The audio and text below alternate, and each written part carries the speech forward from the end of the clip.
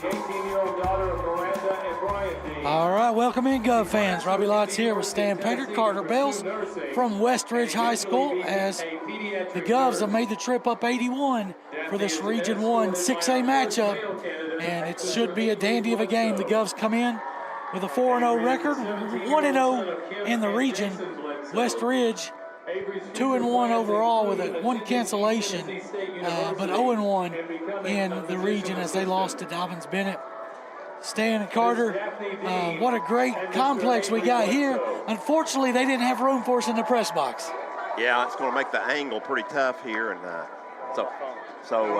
but you know, at least we're here, Robbie. We've got a space, and we'll be able to try to help out as much as we can.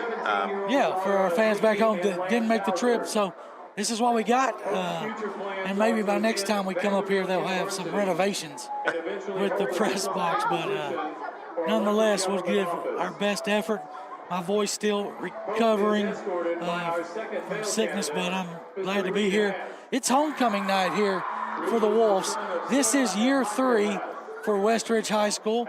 If you guys don't know, they combined at 3 schools, closed those down: Sullivan Central, Sullivan North, and Sullivan South, and they combined to make one school, Westridge, and they put a lot of money into this school, Stan.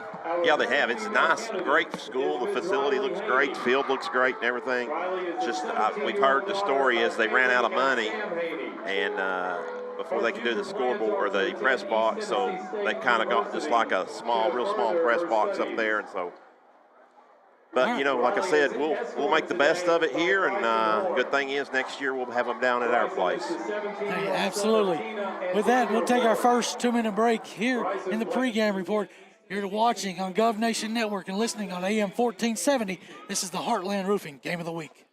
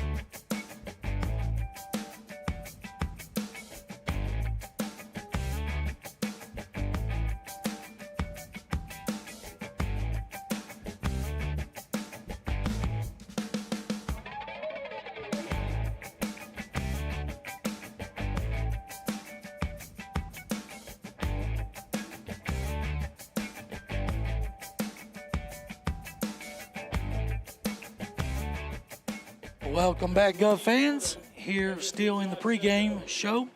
As about 7 o'clock kickoff, everything looks to be on time. And once again, we want to thank our title sponsor, Heartland Roofing, as they make this game possible. Take care of us here as we get on the road. 2-hour road trip. So, Stan, stats. We're going to move into the stats with Stan's segment. And out of the 4 games, our player of the game through 3 times has been Brett Cortez. It starts and finishes with him.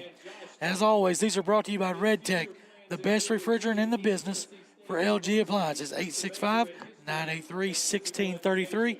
I'll let you start with Brett Cortez. Yeah, okay. Going to the individual straight then to Brett Cortez. Robbie, of course, a huge performance last week. One of the best performances running from a quarterback position. I believe he was a Prep Extra Player of the Week or one of those. He was WBIR and WATE, both. So, yeah, he has, Robbie, he has on the ground 62 rushes for 455 yards and 6 touchdowns. And that, again, that's just on the ground thus far this year. So that's averaging right at 7 yards a carry. So, anyway, through the air, Cortez, Robbie, is 36 of 70, so a little over 50% right there. He has 625 yards passing, 9 passing touchdowns, so he has contributed to 15 touchdowns, William Blount. And he does have one thing, he has 4 interceptions, so basically 1 a game, what he's averaging. And those have come in crucial situations last week, another one in the end zone. But, I mean, just you're going to have to give that up sometimes with what he does, he brings to the table. So one thing about this team, you don't get 4-0 without a defense, Dan, and those young guys on defense, first year really getting significant playing time, Randy Reed and Caden Donnelly, those kids right there in the secondary with Major Crumpton, they just bring it, and it's been just been a great effort on the defensive side of the ball also. Well, yeah, Robbie, and I think that's really, I mean, obviously the offense has improved because I think we averaged 10 points a game last year, is that right? And over 35 a game this year. And so that's improved, but it wouldn't have mattered if the defense played like it did last year, Robbie. You know, we saw missed we ended up giving up 40, I think it was like 46 or 47 a game, something like that. 46, yep. Yeah, something like that. So, and I've said this numerous of times, one of the main things that I have seen is the improved tackling on this team. Yes. And last week, our defensive player of the game was Rico Egelman. And, man, what a job he's done so far, stepping up there. As we've lost a couple players, the twins, the Garrett twins I have not heard the latest on Brand, but I know Holden's out for the season. But Eggleton, just a sophomore, him and Tristan Query from the linebacker position, those guys have been able to fill the void. Certainly, and Tristan had a huge game last week. And so, yeah, it's just, but I think this will be their biggest test tonight, maybe. Yes. Start this Each group. game, that's what Coach Reeves keeps telling them. Every game, it's getting a little tougher and a little tougher. So. Although, they did, Heritage, I kind of felt like it's a pretty good offense, and they threw the ball all around the yard and stuff. So, but they may see a little different style tonight, more balanced attack. But we'll see how they respond to that. A couple of years ago, Robbie, they ran the straight wing tee the first year the school was open. Mm-hmm. We couldn't tackle them. They had a huge quarterback, and we couldn't get him down. Last year, though, they ran it some, or they threw it some, didn't they? Yeah, they've tried to spread it out a little bit more. They run a lot of everything. It's just kind of the way times are now. So, yeah, last year William Blount fell William Blount lost last year by 28, I believe. The year before, we lost by 7. Right. So, that first year, they finished 9-3 that first year in the school and finished as the 2 seed in this region. Went to the second round of the playoffs, lost to Maryville in that. But yes, that just tells you that this team, they got a quality school and program up here already just in year 3. And it's going to be a hard test as the Govs will put their perfect record on the line tonight. With that, we're going to take another 2-minute break and come back with more here from Westridge High School. You're watching on the Gov Nation Network and listening to the Voice of Champions, AM 1470.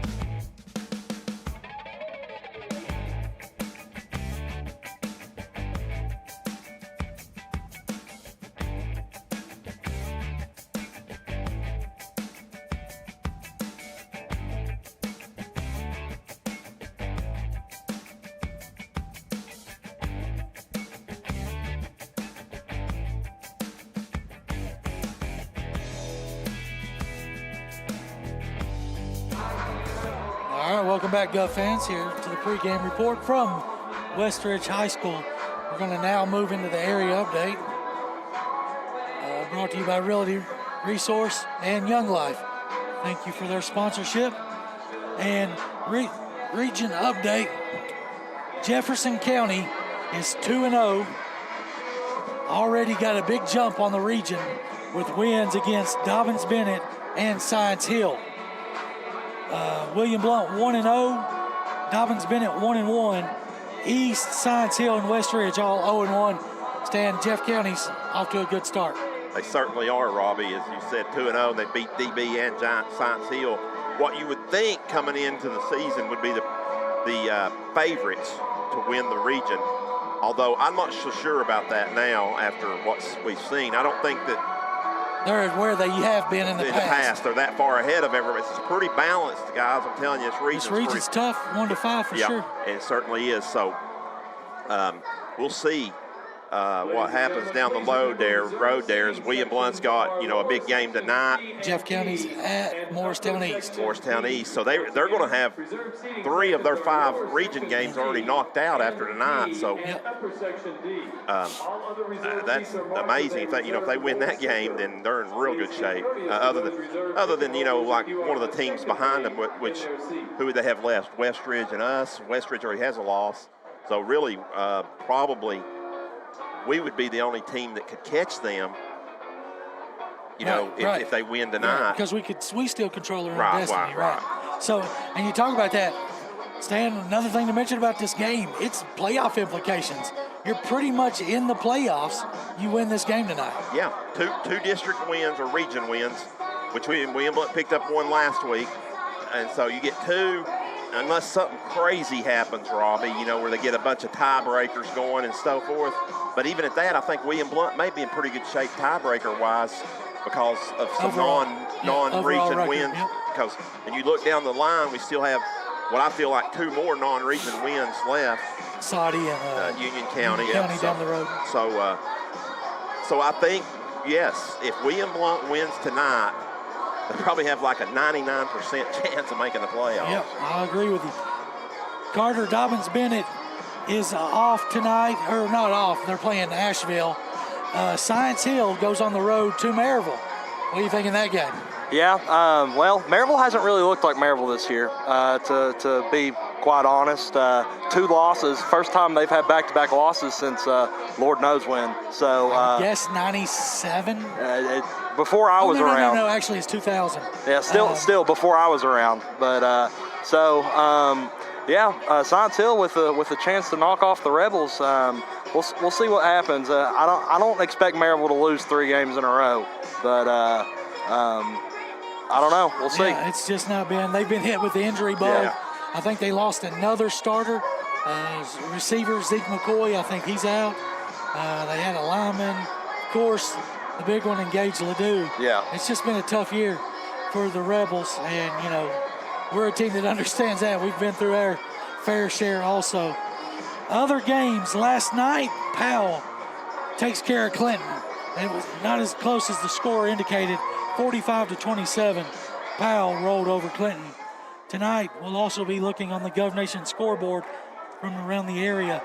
Heritage travels to Carnes, Alcoa at Austin East, Oakdale at Greenback. Stan, do you know if Eagleton, you said Eagleton was in action? Eagleton's on the road at Happy Valley. Okay. So they're up in Elizabeth, and so not close, far from not here. too far from us. And of course, Halls tries to stay undefeated also at Carter. Then you got Bearden at Hardin Valley and West at Knoxville Central. So that's the rest of the games that we'll be watching on the Gov Nation Network. We'll take another 2-minute break, probably come back with your national anthem and starting lineup.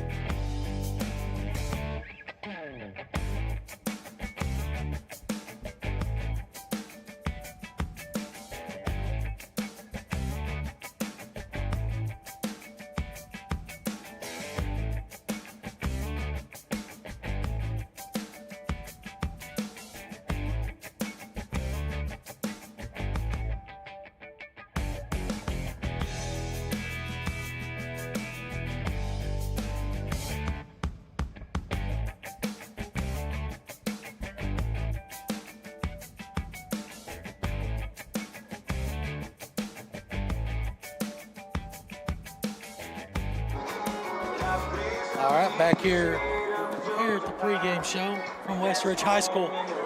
Stan, we got a couple minutes before the national anthem. Gets William Blount 4-0, Westridge 2-1. Westridge's 2 wins are Volunteer and Daniel Boone. We believe they were up by 1 or so last week against Lakeway Christian before the game got canceled for weather. So really not a lot of information through those teams, because they overpower those opponents. Right, Volunteer especially. Now, Daniel Boone's decent, but that's a 4A school.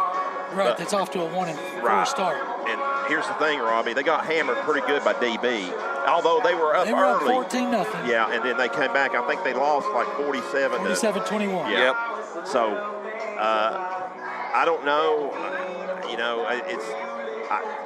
I don't really know you're right. I just don't think we have a big enough sample size on this team right now.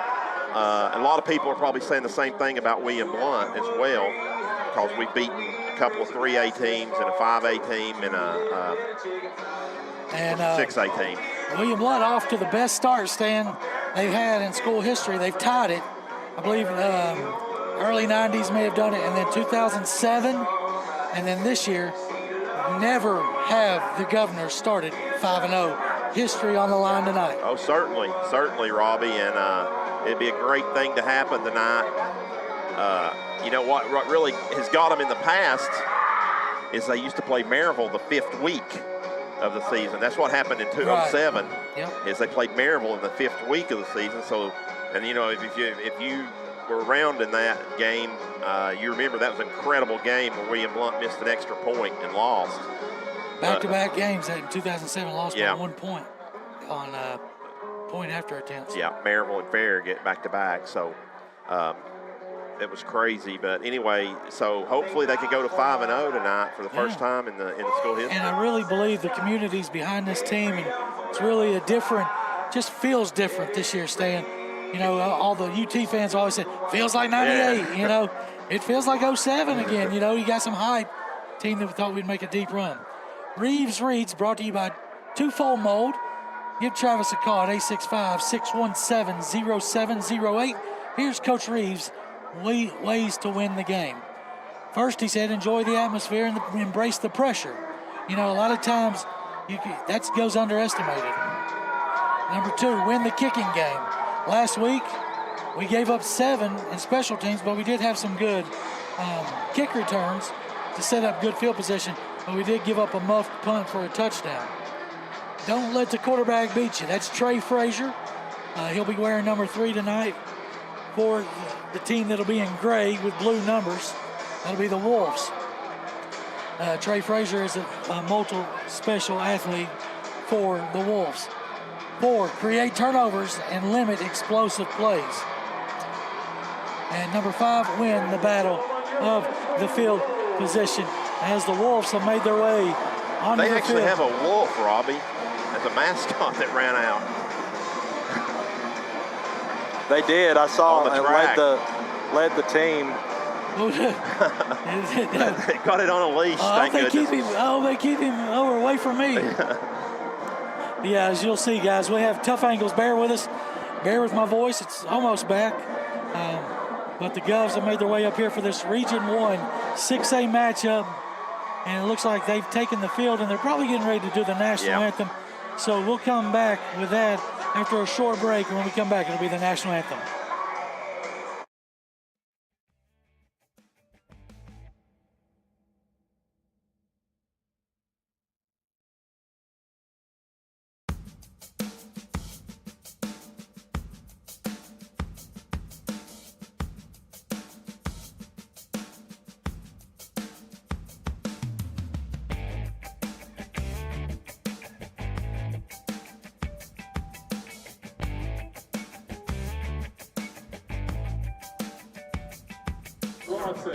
All right, we're back here set for the national anthem. It'll be they're presenting the colors by the ROTC here of Westridge High School, and we'll give it to the PA address.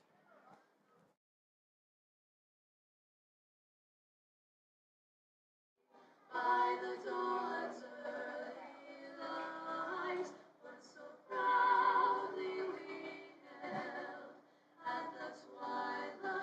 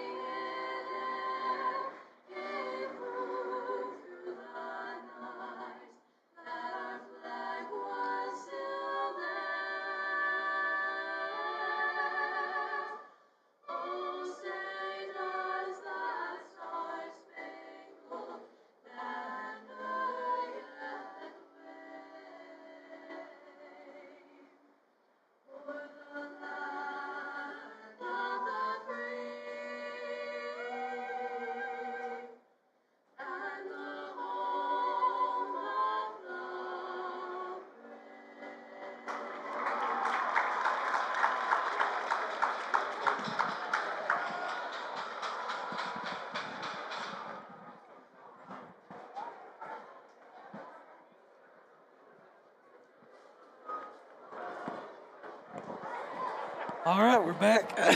Good job there by the ROTC of presenting our nation's colors. Now, it looks like the captains are going to make their way out, and the Govs get about 3 minutes before kickoff, so they should be getting close to doing the captains' meeting. Tonight, Flores, Cortez, Randy Reed, and Gavin Dabrowski will be your captains. It's the Stormtrooper uniform for the Govs. All white helmets, all white pants, all white tops. As you'll see them right here behind us. Starting lineups tonight are on the screen. Your offense led by Brett Cortez. At quarterback, receivers Stewart, Dabrowski, and Garrett Clark. On the line, at center, Vincent Deal, Michael Slusher, Luke Watkins, Caleb Hatcher, and Flores. Your tight end is Aiden Telfer, and your tailbacks will be Aiden Klein and Darius Brooks. That is your starting offense for your 4-0 William Blount Governors. On defense, Robbie, defensive end, Toby Chris and Eagleton, as we saw last week, had a great game. Also defensive tackle, Monroe. Outside the linebackers will be Ellis, Henson, and Query, as well as Witherspoon. And in the secondary, you've got Sellers, Reed, Crumpton, and Donley. So about ready to go right here, Robbie, as they're out there. And it looks like they're getting ready to toss the coin. See if the Governors, I guess if the Governors win the toss, I bet they're going to take the football. That's what Robert Reeves has done all year. Yeah, we want to get this offense going early.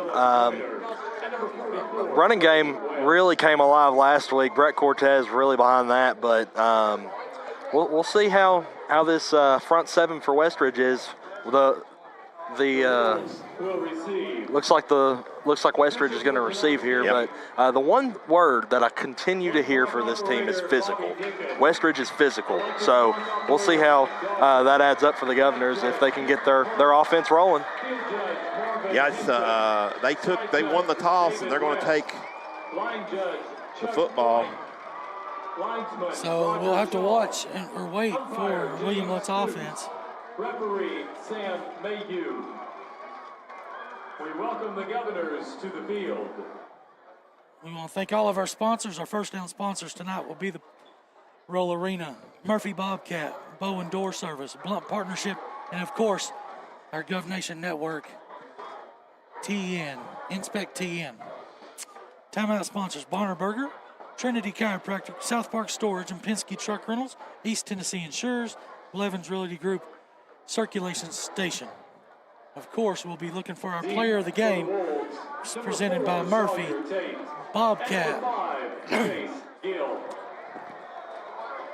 This opening kickoff, Bob Clemens, will be presented by Anywhere Movers. Give Alvin Jeanette a call today, 865-235-4108.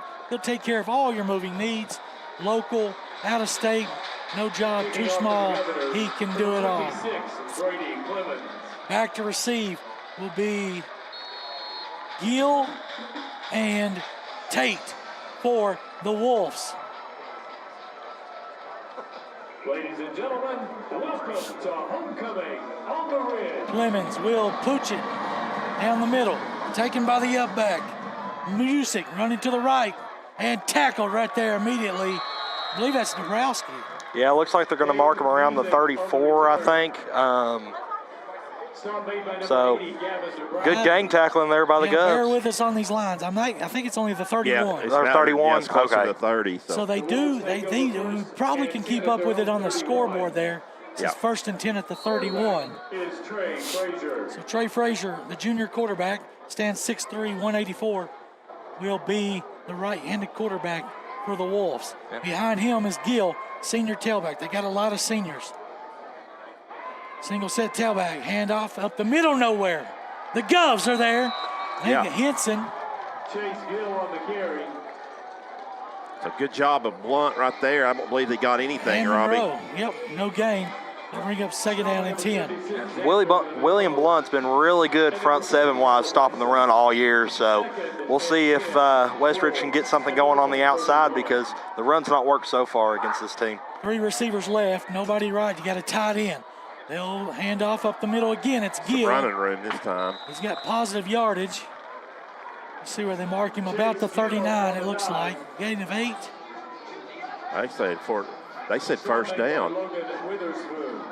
I don't believe it is it? Yeah, it's third down. 3rd and 2, yeah. Yeah. I was looking at the video board. Yeah, the video board was a little off there. Hold your water here. 3 receivers, 1 comes in motion. Hand off, quarterback kept it. He's off to the races. Frazier bounces it out to the 50, to the 40. Still on his feet and finally tackled into William Blount territory. Yeah, really good pull right there by Frazier. It looked like a bit of a triple option there. Ended up keeping it himself. Down to the 30-yard line. So with that was one of the reads. Don't let the quarterback beat you, and he's off to a big one. 31 yards on that scamper. Same play, handoff, kept it again. RPO throws it, his knees down. He's down. They didn't call him down. That's not a bend, I guess. But they're not going to show that replay, but they're going to get a first down, Will the Wolves, and they're down to the 12-yard line, pickup of 18. I think that was number 12 that was completed to. It's first and 10. Horn. Westridge. Now they're as far away from we can see from here. Yeah. Brad will have to be zooming in for you guys. Quarterback keeper, Frazier running right, bouncing it out. Still on his feet. Tripped up there nicely by Crumpton. Trey Frazier on the keeper. Actually, that was not Crumpton. Sellers, I believe. Sellers. Sellers. Second and 7. Wolves They'll give him 3 down to the 9-yard line. at the 9.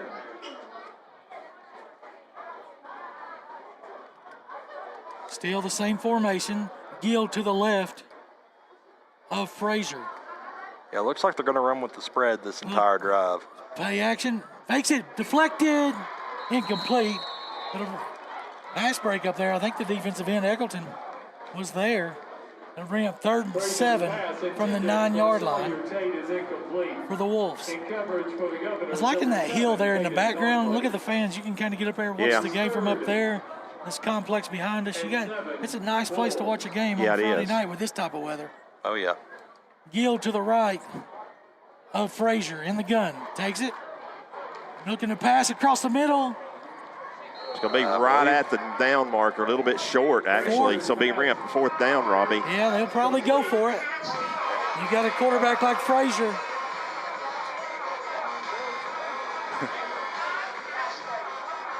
So first big play of the game, who can make it? In the gun, Frazier. Gill to his right, tight trips left. We jumped or they fought, something happened. If we jump, that may give them a first down, Robbie. That's what they're looking at. Because they only have about 2 to go. Well, it says 4th and 1 on the screen. And That's it is. first down. It's going to be a first down. They put the ball on the 2-yard line. It's first and goal. Somebody there on the left side of our screen. Couldn't see who it was. First and goal, quarterback sneak, Frazier's in, touchdown by the Wolves. Yeah, tough pill to swallow right there. Had him 4th and 1 on their own goal line. And penalty up front, give them a first down. And when you've got 1st and goal inside the 2-yard line, I'd say 9 times out of 10 that ends up in 6. Extra point. You got a number there? Is it 10? 90, I think. 90, yeah. Is up. And good. That was tacked on by Kendall Burton. We'll take a 60-second break. The Govs trail 7-0.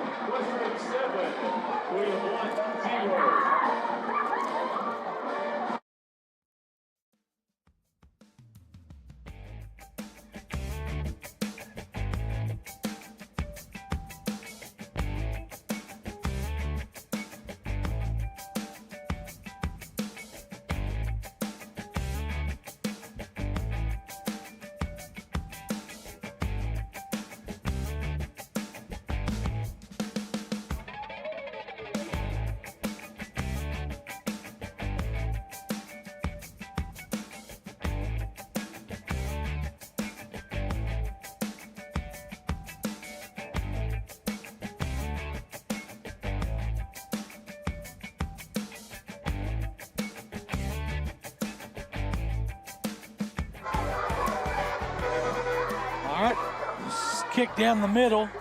Going to be taken by Reed. Running to the left and hit hard around the 20. Couldn't see the tackle, but man, what a hard hit there by the Wolves. That's where the offense will take over. 1st and 10. It is 1st and 10, Governors at their own 26. It's a little bit further than a touchback. Govs are going to start their drive at the 26-yard line. 2 receivers right, 2 left. Single set tailback will be Aiden Klein to the right of Brett Cortez. Cortez takes it. Play action, no hands off. Not much there for Aiden. Maybe a couple.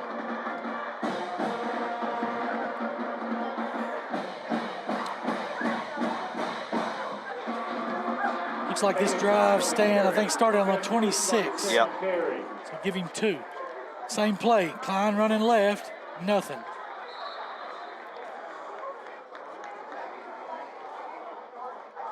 So back-to-back run plays end up with not much. Goes with a third and about 8 now. That's not where they want to be. And number 66, Noah Tipton. 3rd and 7. 3 receivers right this time, 1 left. Cortez takes the shotgun snap. Looking to his right.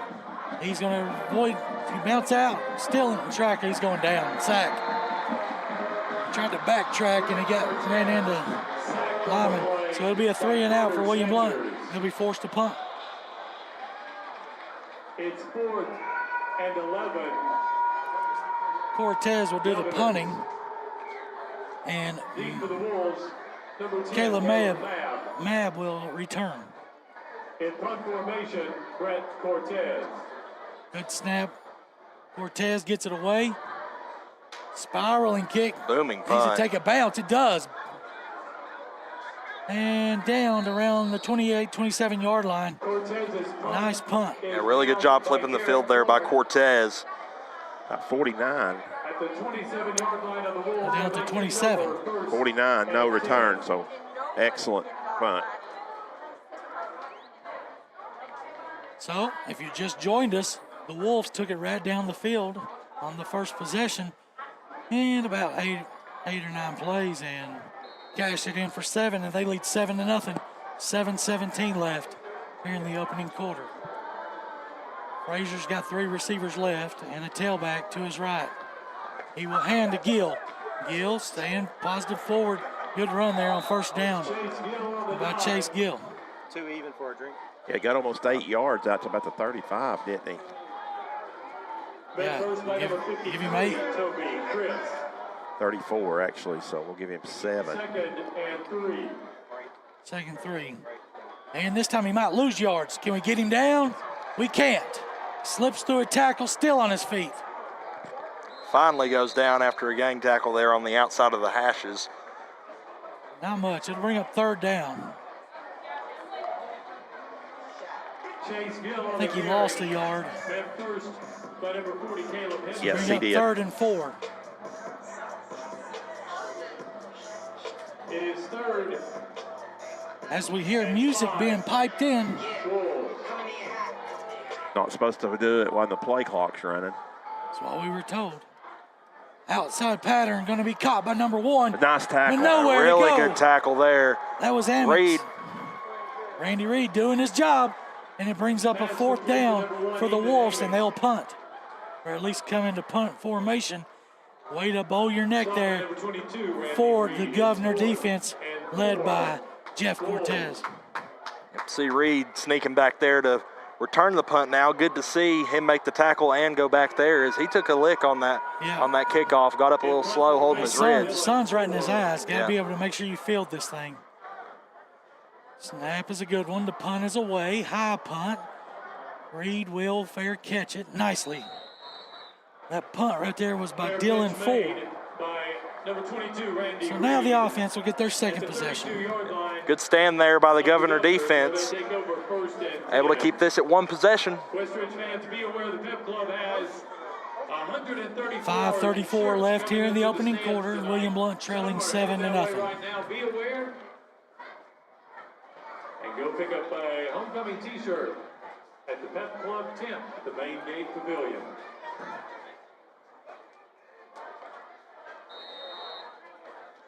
Sun right in the eyes of Cortez. Hopefully that doesn't affect his throwing ability as the sun starts to set over here. Cortez takes off to his left, turns the corner. He's hit. That's a late hit out of bounds, and there's the laundry. They got it. It's going to be the first penalty. And another one. That might be a no. retaliation on William Blount. Oh, my goodness.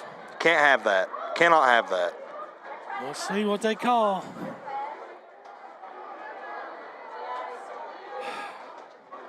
It was going to be a first down. Either way, they got to get the play. The play counts. This was post play stuff.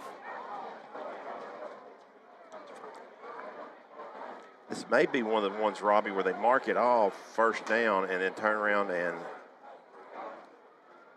we'll see here. Let's see what's going on. Maybe.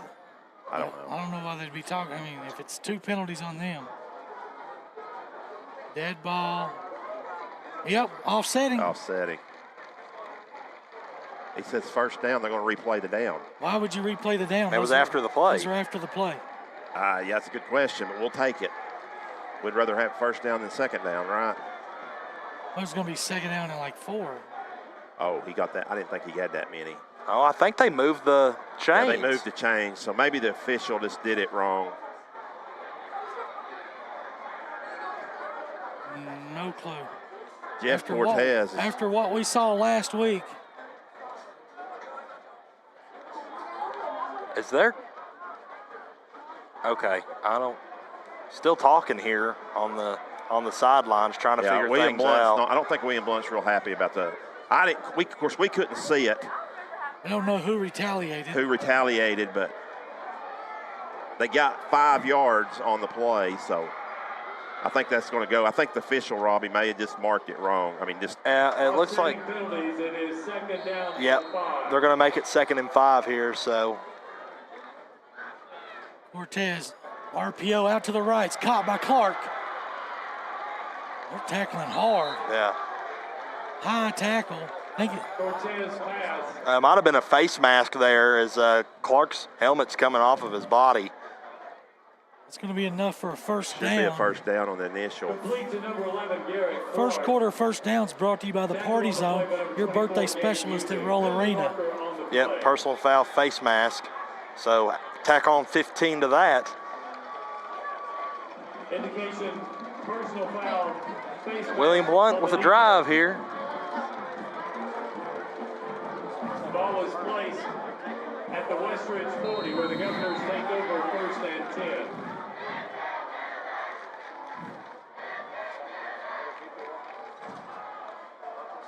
Cortez, straight drop, looking across the middle. Throws it to the right. Grabowski catches it, avoids a tackle, and then goes down. Good play there on first down. Yeah, good job by Cortez rolling out to his his right, and finding Dabrowski open on the outside. Good gain, make it 2nd and short. 2nd and 3. Give him 7. Cortez rolling to his left. Out pattern going to be caught by the other Dabrowski, Jackson. He's going to be close to a first down, and it is another Roll Arena first down as William Blount getting close to the Print FX orange zone. Cortez pass complete to number 8, Jackson Dabrowski. At the 28-yard line, 1st and 10. He's got 2 receivers left, 2 right. Tailback will be Brooks to his right. Brett will take it. Quarterback, keeper, up the middle. Got a blocker, bounces it out and goes down. Smart there is He'll there. be close to another first down. Westridge tackling high, hitting hard. Good job there by Cortez to get down on his knees, avoid a big hit. Give him 9. Give him 9. First, we are now in the Print FX orange zone. 2nd and 1. Cortez takes it, hands to Brooks. Brooks avoids a tackle and then gets the first down, close to the 15. Brooks hitting the hole hard right there. Good to see some hard running from him. Another Roll Arena first down.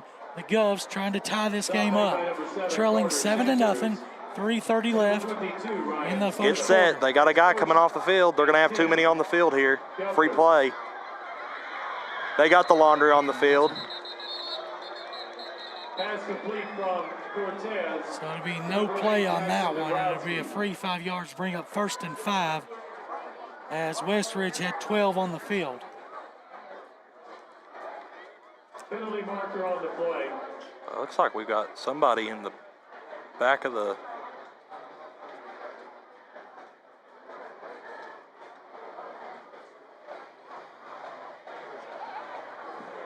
Oh, okay. Never mind, guys.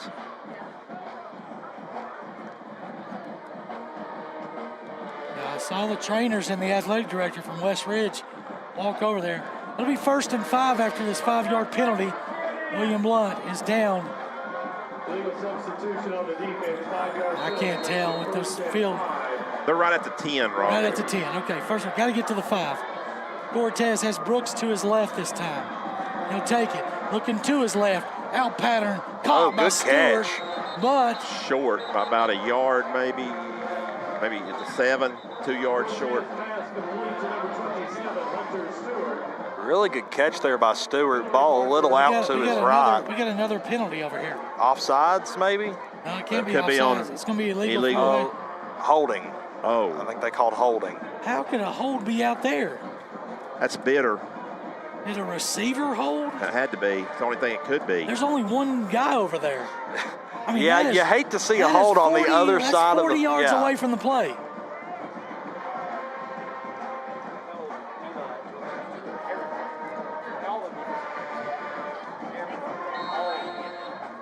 It's 1st and 15. So now it'll be 1st and 15. 15 on the play clock. Cortez in the gun. Checks to Coach Claybo. He's got 3 receivers left. 1 right. 7 on the play clock. Takes the shotgun snap. Rolling to his right. Throws it in the corner of the end zone. No chance. No. Way overthrown. They didn't even give him a chance. Intended for Gavin Dabrowski is incomplete. In coverage for the Wolves, number 24, Gabe Music. Now went with They're the going- one-on-one. Yeah, one-on-one coverage down there as he's got a size advantage over Music. But that ball wasn't in the playing area. And it looks like they're gonna. Oh, never mind. They're gonna bring the guy back in. I was gonna say it looks like they're gonna have 2 guys covering Dabrowski out here, but looks like empty set here for Brett. 5 wide. Shotgun snap, straight drop, rolling to his right, flushed out of the pocket. He's gonna try to find somebody. He's got one right here. Can he throw it? He's got him. It's Todd right there. First Wow, touchdown. what a play. Landon Rich, touchdown Governors. Welcome back, Landon Rich. Extra point away from tying this up as Brett Cortez. Is that 20 yards stand? Yes. Landon Rich, I think Yes, it's Robbie, it 20-yard was 20. touchdown. It was 20. And that's a Red Tech touchdown. Our first of the night. Extra point away. It'll be snapped by Henson. Held by Cortez. Up and good by Plemons. 7-7. 2:29 left in the first quarter. We'll take a 60-second break.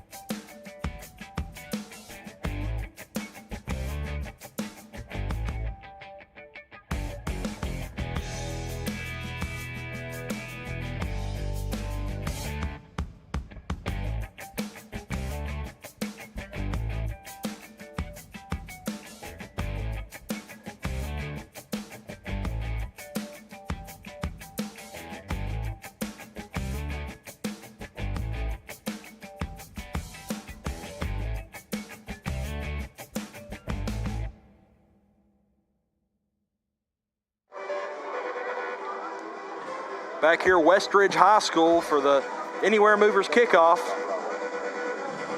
Yeah, he said it says Coach Reeves is the one who got injured. Ball on the ground, and the Wolves do recover it. I believe it was Music. No, actually, it was 26. Covered by number 26, Harkler rolled. Harkler. Coach Reeves is the one that got hit on the sideline play. But I'm not sure who the penalty was on us. But that's who the stretcher was going down. Y'all mentioned. The ball first and 10 at their own 34. Also, I don't see Coach Reeves. Do y'all see him? No, I don't see him either, Rob. All right, in the gun, Frazier. Looking wheel route, wide open Gill. Got it caught. Nice tackle, though. Oh, they're going to say it was a face mask Yeah. on Better- Sellers. Sellers, but better than. Yeah, better than 6. Yeah, that play looked wide open for a second. From our angle, from my angle.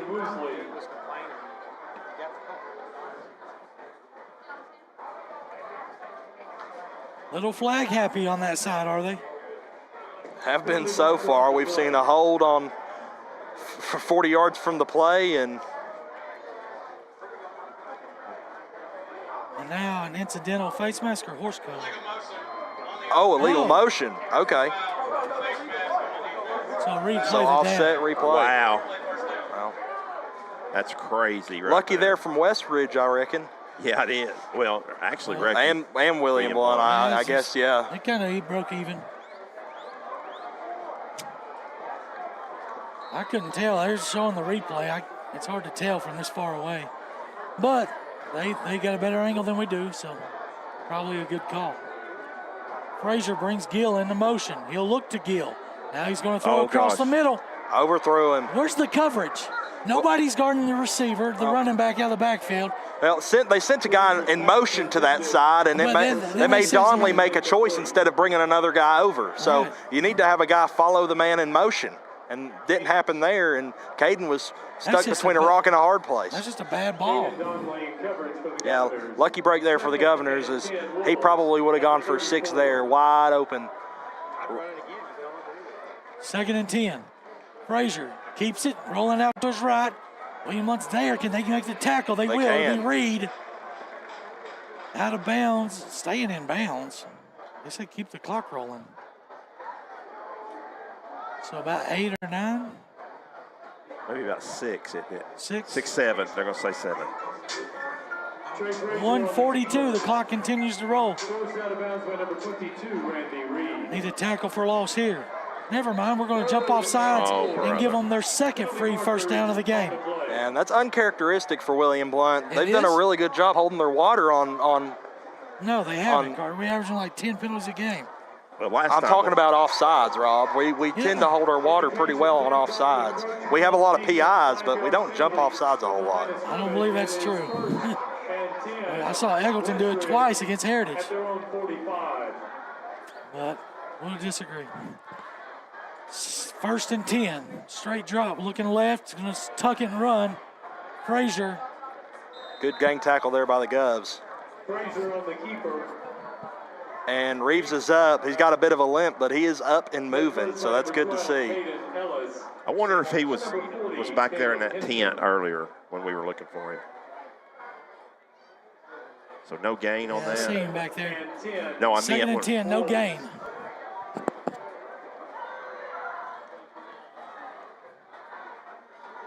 They'll freeze us and check to the sideline for a new play.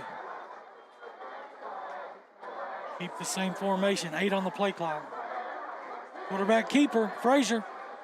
Got some running room. Still Good tackle. fumbled the ball. They're going to say he was down. On the keeper. I believe that was Major Crumpton on the tackle. Or no. Brought down by number 22. I think it's right. Major. And number 20, Major Okay. Crumpton. It is 3rd and 2. Wolves. 3rd and 2. Offsides again. Oh, well. Yeah. Well, he was back far enough this time, Yeah. so he didn't go across. Play clock ain't even rolling. Oh, I guess because the game clock's at 3. Take it. Hand off Gill. False start on Gill. And that'll do it for the first quarter of action. On the play. It's going to be a 5-yard penalty. should be an untimed down then, shouldn't it? Well, that's true.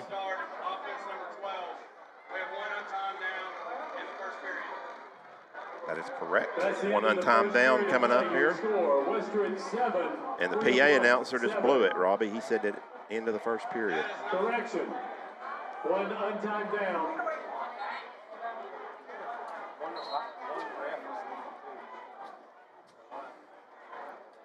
Well, the Whitecap's right, but Westridge wanted to be done with the quarter.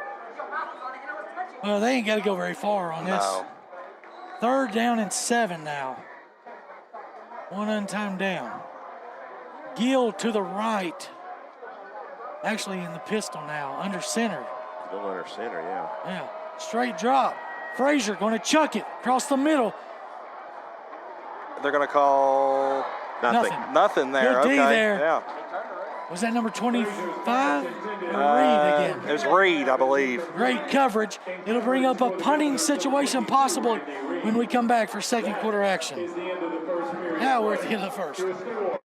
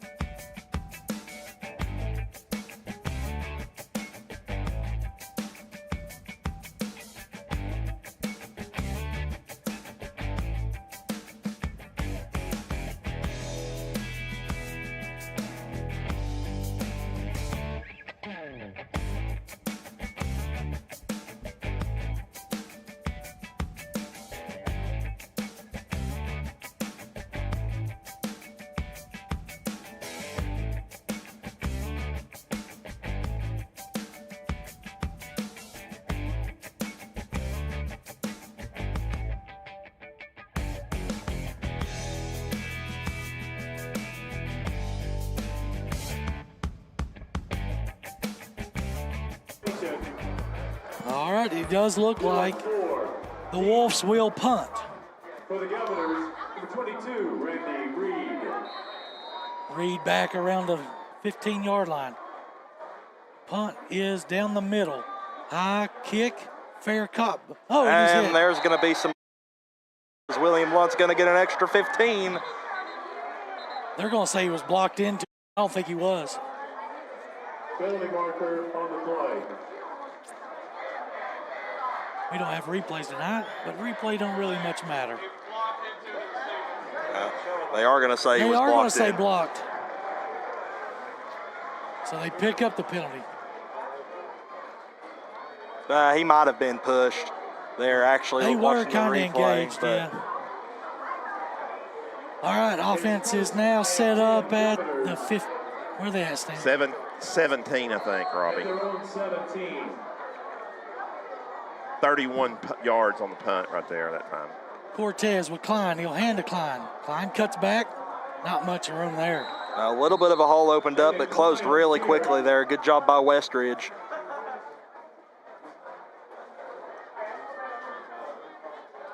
Now it looks like Coach Reeves is back in the coach's box here for the Govs. Good sign there. Second and 9, Governors.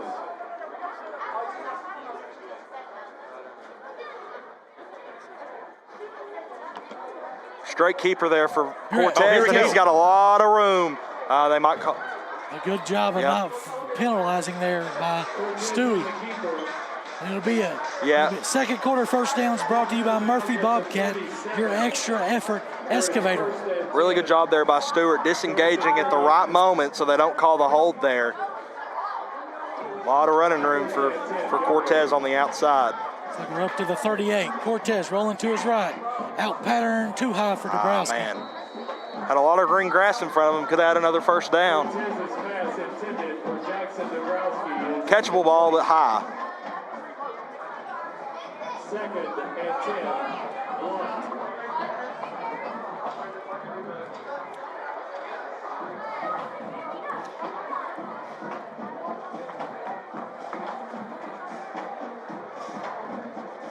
Cortez takes it, looks to Brooks. Brooks staying on his feet, cuts in the hole, still on his feet, off to the races. Nah, tripped up. He about broke that one, fellas. Very close. That'll be an easy first down there for the Govs. Another Murphy Bobcat first down as the Govs offense is finally starting to move it.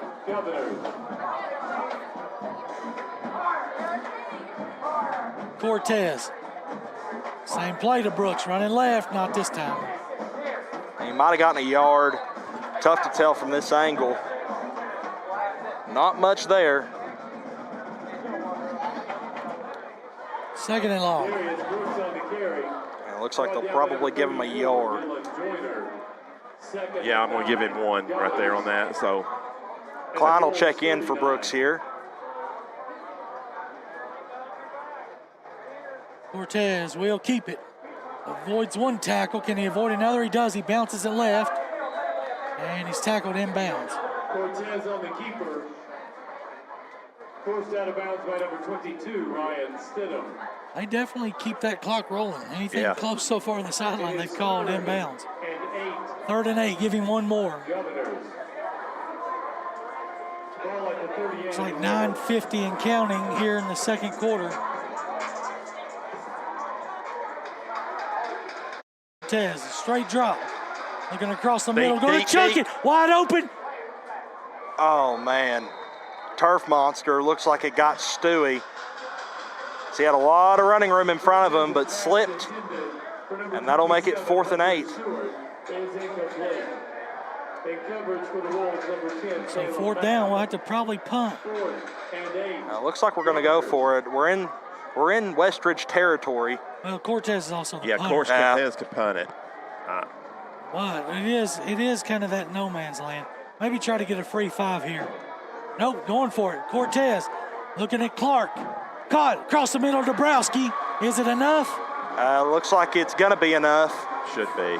Yeah. First down, Governors on the 4th down, pass completion, standing tall in the pocket. BC steps into one. Gutsy call there from Coach Claybo. A good pass from Cortez. Yeah, went for about 13 right there on that. Down to the 25, Cortez. Play action, real route. Caught. Bud. Another first down. I think that ball might have been tipped. Good concentration there by Darius Brooks. That's another Murphy Bobcat first down. We're in the Print FX orange zone. Brooks is receptive. First and goal at the 7. I think it was Klein. Oh, okay. 2 backs. Brooks this time running right, getting close, and down. He's down inside the 5 now. Not the 3, giving 4 yards. Number 55, Carson Abbott. 2nd and goal at the 3.5. Twin backs still. Free yardage there as we froze them. That'll put us down to the 1.5. We do not have any quarterback sneaks in the playbook from under center. No, just QB power. So we'll see.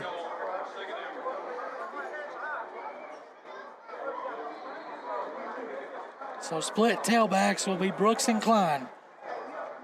Takes it, he dropped it. Fumbled it. But Brooks is still up. He's going to Lose lose a yardage back at the 5-yard line. Yeah, I guess that's the perks of having 2 backs right there.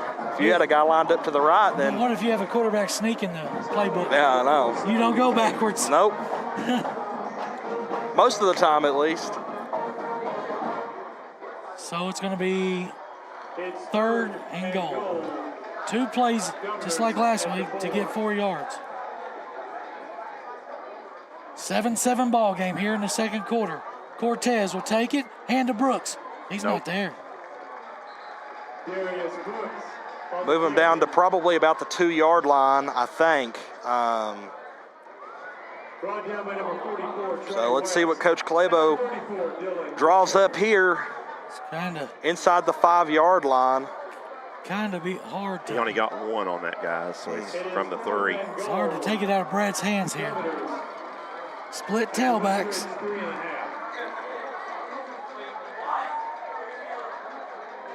Ten on the play clock as Brett takes a snap. He's going to keep it and walk into the end zone. Touchdown. I don't see a signal yet, guys. Do you see a signal? They're going to say touchdown. Nobody put a sign I up. don't think anybody put a sign up. Well, we clearly saw is in the end zone. That's a Red Tech touchdown, 3 yards out from Brett Cortez. Bit of an inverted veer there. So we got some dark clouds ahead of us here, or above us here. Hopefully we can avoid the rain. Snap down, kick up, and it's good. It's 14-7. Your Govs now on top. We will take a 60-second break. What is this? 7:05 remaining.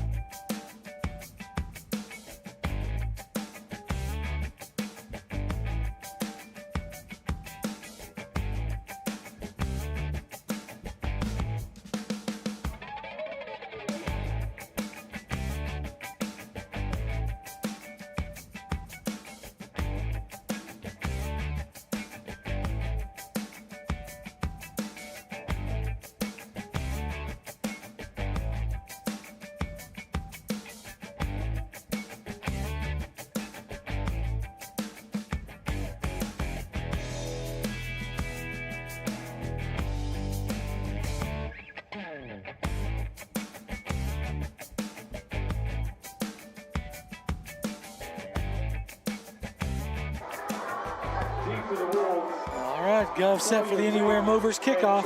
Clemens will squib it down the middle, and they'll recover it there. So good job. We don't have to worry about no return that way. And the Govs take the lead, 14-7 stand on a Red Tech scoring drive. Yeah, good job both through the air and on the ground. 85 yards?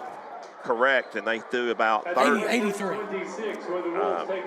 83, 31 on the ground, Robbie, and then that would leave about 50 on the which had a 20-yard run by Cortez and a 22-yard run by Brooks that set that up. All right. Top formation. Here comes that wing T. Right up the middle is Gill. They're going to throw out different formations. Yeah. They got a little bit of everything. That's good news. Brought down by number 7, Caden Donnelly. Caden Taco Donnelly on the tackle. Second and a long 4. 6.5 to play here, second quarter.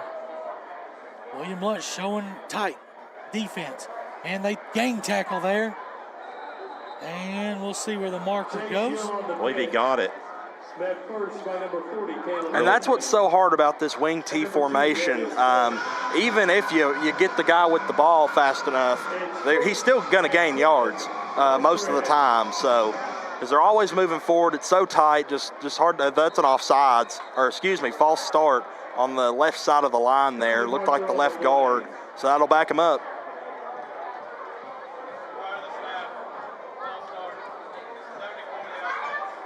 Try to get you some scores here. I heard Maryville up 7-0 earlier.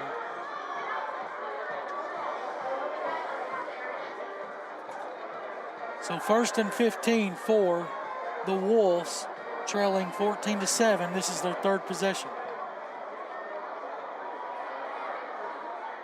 Hand off, and where's the ball?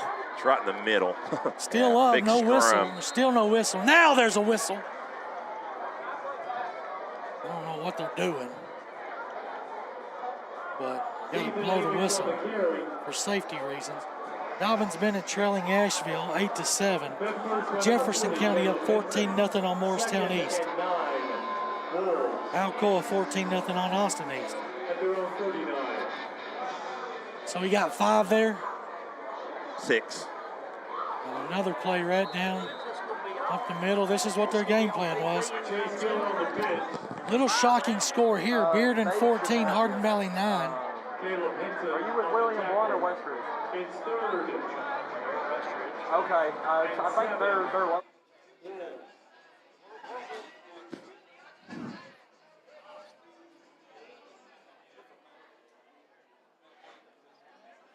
Third down and 7 15 on the play clock. Under center of the Wolves. Quarterback's going to keep it. Rolling out to the right. Taco's there. Brings him down. How many yards He was didn't it? get it. He's short. He only got a couple, Robbie. He needed 7. So it's going to bring up about a 4th down and 5 or 6. They're bringing the punting formation. Yeah. Yeah. So really, he didn't get any. Yeah. Give him a yard. It's hard to see down here, guys, but it looks like the Govs defense has stood up again. Chance to get a stop. Right here, Reed back to field this punt. Snap is high, and kick is away. Reed will take the punt at the 20, 30, 35, and stays on his feet. Finally down around the 40. And then another light hit. Don't think they're going to call that one, but I just unnecessary. I don't quite believe it. Reed's getting hit hard tonight. It is 1st and 10, Governors. Yeah, well, At their own 38. they weren't kidding with physical, but a lot of it's after the play, just unnecessary. I don't know why it's happening. But William Blount's going to go with the single back spread here. Got 2 guys to the right, 2 guys to the left. Time 4 minutes and 2 seconds left before halftime. Let's see about a 4-minute drive right here, guys. Yeah, and we get the ball to start second half. Yep. Cortez, straight drops, got Dabrowski. Oh, boy. Picked off. That's going to be one man to beat Cortez, and he takes him down around the 15-yard line, but read like a book right there by their defensive back, as that'll be 1st and goal from inside the red zone.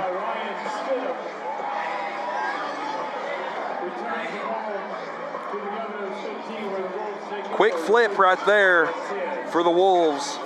Now the defense has to do their job. Unbelievable. I mean, Dabrowski's running right down the seam wide open, but the pass was like a bullet. Yeah, just didn't Instead put any of air under If it. he puts a little air, it might have been a big play. But now the defense got to step up. Handoff. Gill. Touchdown, Gill. Ran over a guy, too, into the end zone, so chance to tie it up now.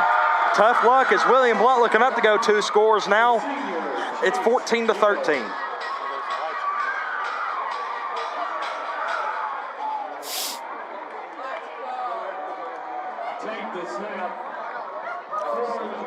Quick 1-play drive there for the Wolves.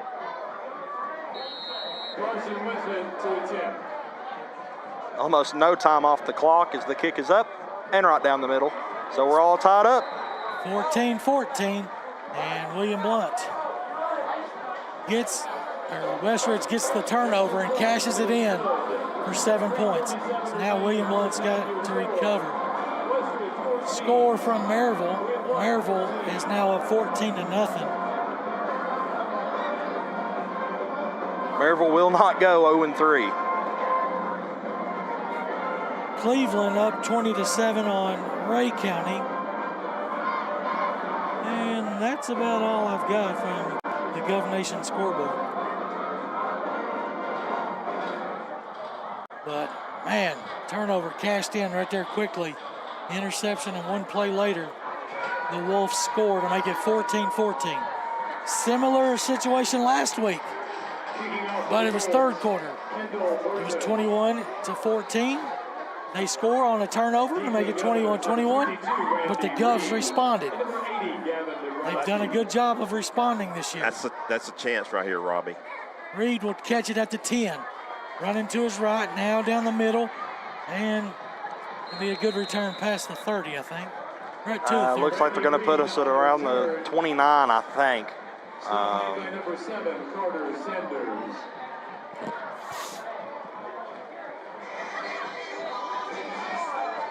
So as you said, Rob, William Blount's done a really good job of answering adversity so far this year. We'll see if they can do it again. Just under 3:45 here, 3:41 left on the clock before halftime. Fine, nowhere to go. No blocking. We have not. That little play right there has not had much. It's been like the wide runs. So 2nd down and 10.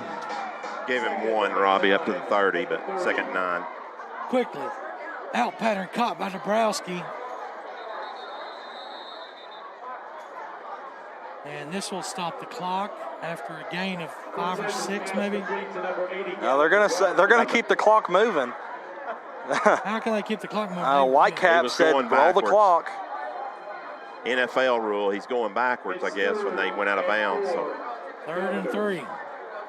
Cortez looking to his right. Out pattern, caught by Brooks. He I short. believe he got it. Nope, he's right short, you're right. Yeah.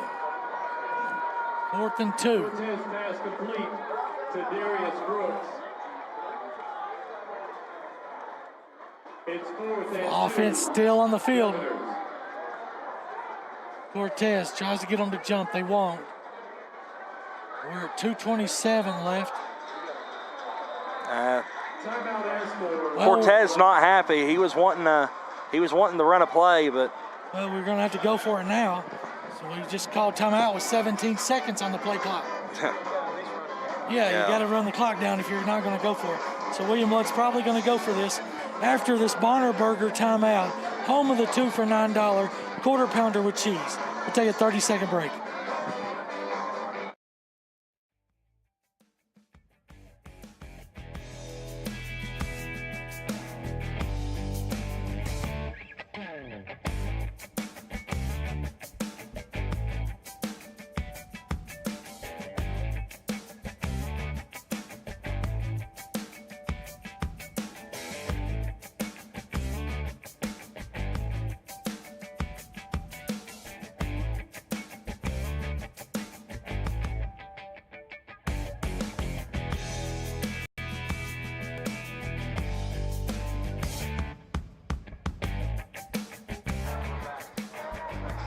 They bring the long snapper, Henson, in, so it's a punt.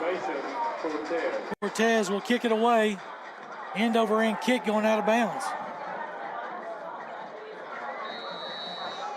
We can't do that. nope. You got to kick the ball in play. Cortez's punt down by number 80, Gavin Dabrowski. There was nobody back. No. So just kick it down the middle of the field and 22-yard punt. And 10. so we call timeout with 17 seconds on the play clock, which leaves, They've got over 2 minutes to get this ball down the field. but it would have been under 2 minutes with a wing T offense. And then we have a 22-yard punt with nobody back. Second timeout called. This one brought to you by Trinity Chiropractic, where you get your life forces opened up with Dr. Evan Butcher.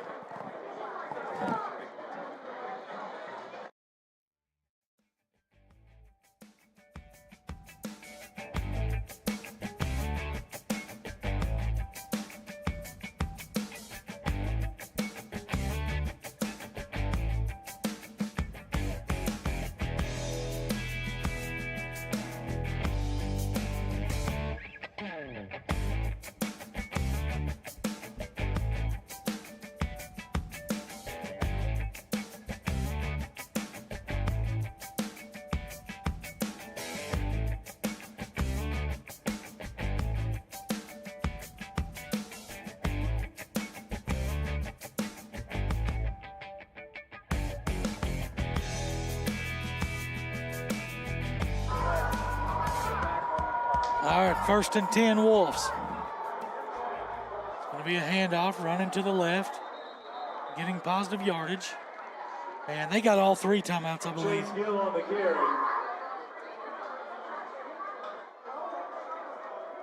So Jones has checked in at quarterback Number 7, for the Maryville Rebels. 2nd and 5. The freshman has finally got the call, but he did throw a pick. 5 yards right there for Westridge. Outside left, he's out of bounds. 1st down yardage, though, and it'll stop the clock. We'll stop the clock on that one. I don't know the difference between that one and a few of the others. Out of bounds by number 7, Caden Douglas. It's 1st and 10, Westridge at their own 42. So, Stan, we said that punt ended up being 32? It was 32, yes, not 22. Okay. Still, the defense got to find a stop. Rolling to his right. Frazier throwing a throw across the backside post. Wide open. Touchdown, Wolves. I think William Blount bit on the fake there as they brought a guy in motion. I watched him in warm-ups. Frazier's got a big arm.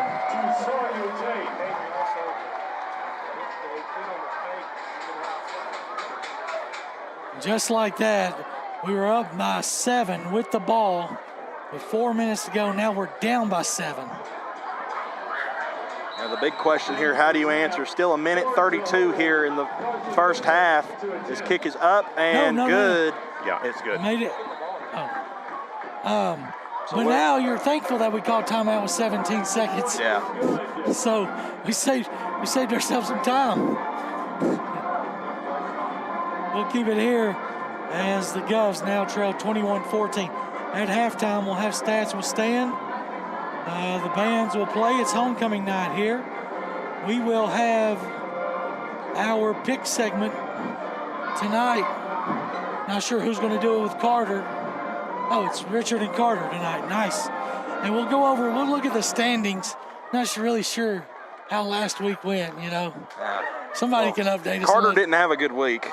We can let us know if somebody went 7-1 or whatever. Deep for the Governors, 22 Randy Reed, number 80 Gavin. Alabama was my only loss last week. Taking off for the Wolves, number 90 Kendall Burton. So how much time? 132? Yeah.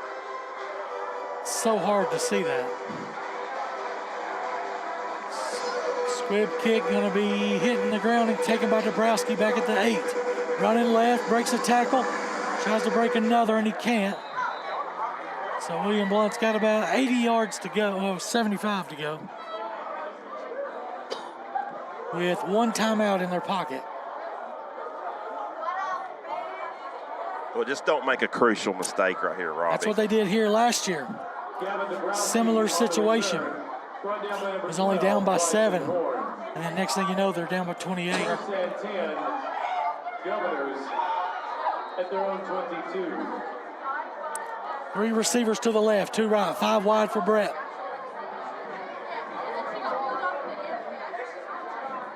Takes a snap, looking to his left. Stop pass, caught by Stewart, and he gets out of bounds. Why are they still running the clock? He said that he stayed in bounds. Clock rolls, 1:12. Now they stop it because I think he got a first down, didn't he? Give him a first down. It's a Murphy Bobcat first down. They don't have the chains moving.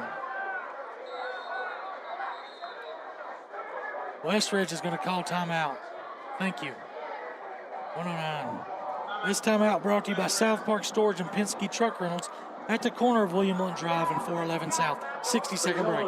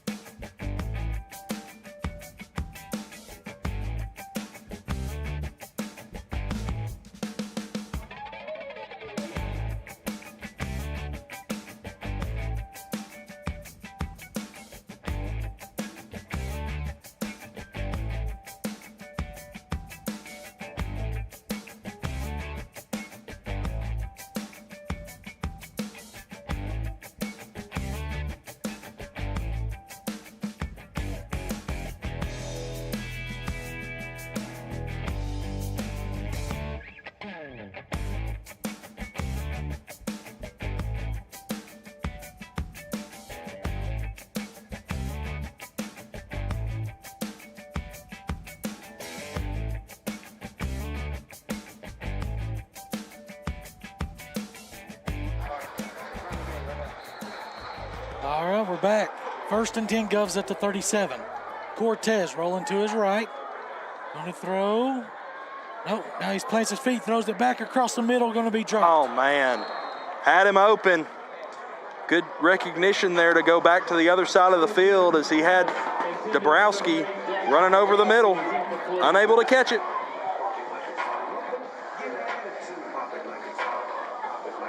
As Westridge continues to play music while the play clock is running.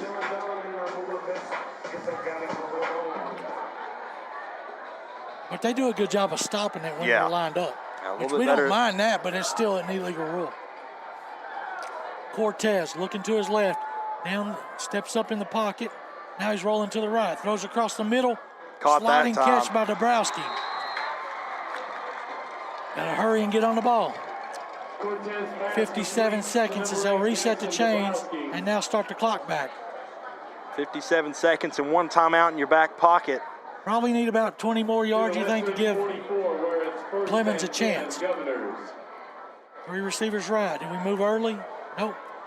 Got a man. Dropped again. Dabrowski was running wide open. Yeah, he was in the seam. Illegal formation will be called on William Blount. I don't think we would. Or hold. Could be a hold. True. This guy's called a hold from 40 yards on the opposite side of the field. And he did again. Indication holding on the offense. That's his second holding penalty called from 30 yards away. And the ball is going to the right side. He's calling it on the left slot receiver who's running out for a pass pattern. Make that make sense. Well, we get the down over, though, if they take that. 1st and 20, Governors. So it is from the line of scrimmage. At least they marked that off right. Cortez going to roll to his right. Going to look. Corner route. Going to be caught. This is big gainer. I think it's Clark. Spike it. Get in and spike one. Yeah, Garrett Clark there on the catch as William Blount's going to hurry to the line here. 32 seconds as they reset the chains. It looks like we're going to have a timeout here. We're going to use our Whitecaps. William Blount's going to use their last timeout. So this will give you 3 pass plays probably. Just can't get tackled in bounds. Final timeout of the first half is going to be brought to you by Blevins Realty Group, making buyers and sellers happy. 30-second break.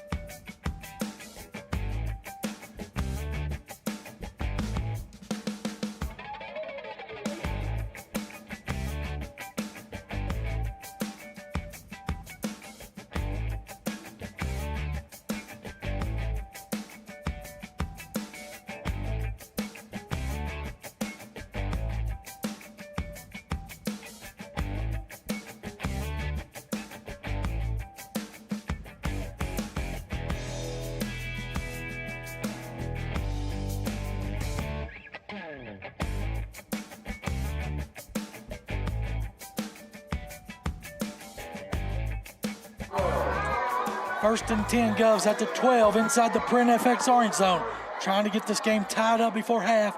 Cortez in the gun. Straight drop, going to throw. Needs to step up, needs to get rid of it. Got back of it. Yeah. Throws it out of bounds. Yeah, good job there by Cortez. Nothing open. 8 seconds ran off. Cortez's pass is incomplete. 32. No timeout, so it's dangerous to be dancing back there. Yeah. Don't want to take a sack because then you got to get guys to the line quick. And you don't want to need no holding penalties. Nope. Well, it's going to be key, guys, if we get tackled in bounds. Right. Yeah, especially as we're creeping in on 20 seconds here. Klein will be the tailback. Cortez looking to his left. Now to the right. Throws it. No, still ain't got it. Now he's still not. We've got a flag down anyway, so this is probably going to be a hold. It's just hard to block that long. I believe he probably had, I think I saw a guy open over the middle. Didn't see him in time, though. Went through the progression, and it will be a hold on William Blount, so that will back him up 10. Back us up to the 22. Calling on Deal.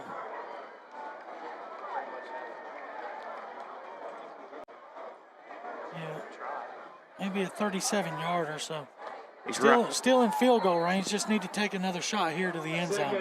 But it has to be in the end zone Yeah, exactly. where your guy can get it, nobody else.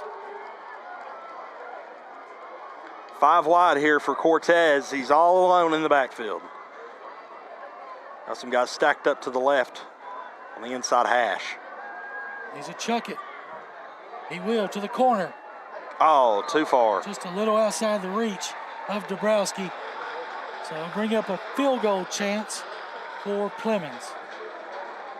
Doesn't look like they're bringing him out. Kevin Dabrowski is incomplete. 6 seconds. It's third And they are going to finally bring out Yeah, the they field got goal to. unit here. You can't bank on getting it. That one took 7 seconds, so 15 on the play clock as we're kind of slow to get out there. Now they're resetting the game clock, or the play clock. We'll thank you for that. Brady Clemens to attempt. It'll be from the right hash. I believe it'll be 39 yards. He missed a few from the left hash last Snap game. is good. The kick is up. The kick looks good. And it is. That one was booted. Your score now reads at the half. William Blount cashes in. Field goal is It's good. 21-17. The Govs trail by 4. Halftime, your We'll score take a couple Westridge minutes 21, and come back with stats with Stan and some scoring.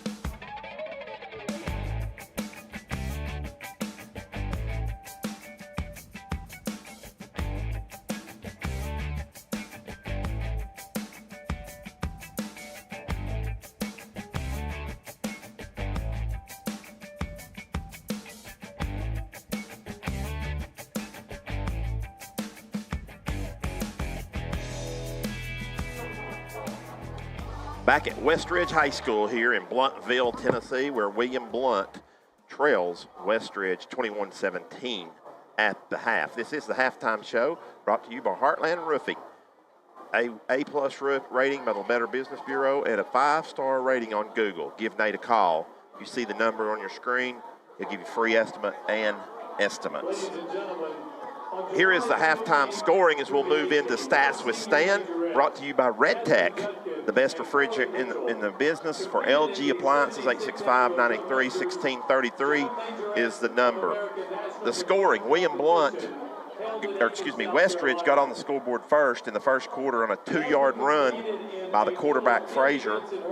Burton's kick made it 7-0 Westridge. However, William Blount came back, and on a 20-yard pass from Cortez to the back of the end zone, Landon Rich caught his first touchdown of the year, and Clemens made the extra point, and we were all nodded at the end of one period, 7-7. William Blount took the lead in the second quarter on a Cortez keeper, 3 yards out. Clemens made it 14-7. Govs, but after an interception, Westridge got a 15-yard run from Gill. Burton's kick tied the score at 14 all. Then Westridge, when they got the ball back, they hit a 58-yard bomb from Frazier to Tate. Burton went up 21, kick made it 21-14 Westridge. But Blount was able to put a drive together in the last minute and a half, and they went down the field and got a 39-yard field goal as time expired from Clemens to make it 21-17 at the half. Here are your statistics, once again brought to you by Red Tech. First downs, William Blount 9, Westridge 8. Rushing, William Blount 16 carries, 68 yards. So Blount has not gotten their average tonight on the ground. Westridge had 17 carries. They were over the 100-yard mark, 111. Really only 2 guys when we get into the individual there with that. Through the air, Brett Cortez, a nice night, 11 for 17 for a touchdown.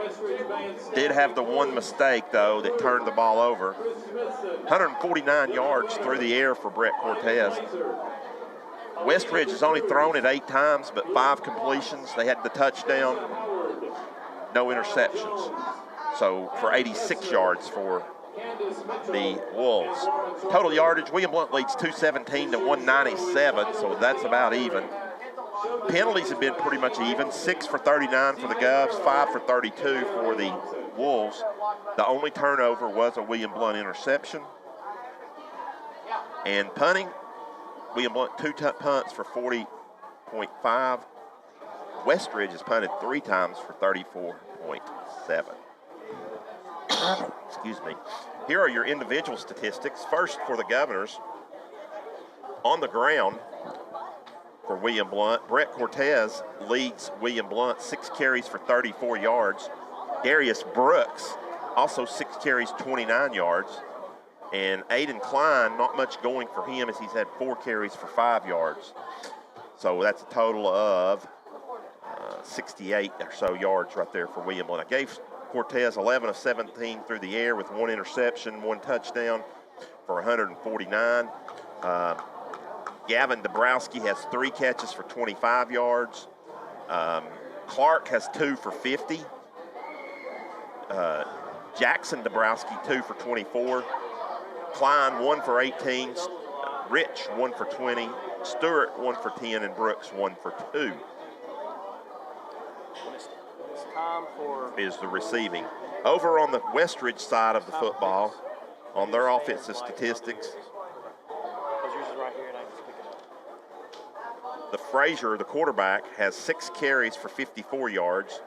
Gill, the running back, has 11 carries for 57 yards, so that's all of their 111 by Frazier and Gill. Frazier through the air, 5 of 8 for the 1 touchdown. He spread it around to a lot of different people, as Tate has got 2 receptions for 64, so that's most of it right there. That is the 1 touchdown. But they also got in on the action was Horn with 1 for 18, also as well. Stedham was 1 for 5, and Amex is 1 for -1 through the air. So once again, your halftime score is Westridge 21, William Blount 17. We'll take another 2-minute break, and Richard and Carter will be back with our pick segment. 3 halves.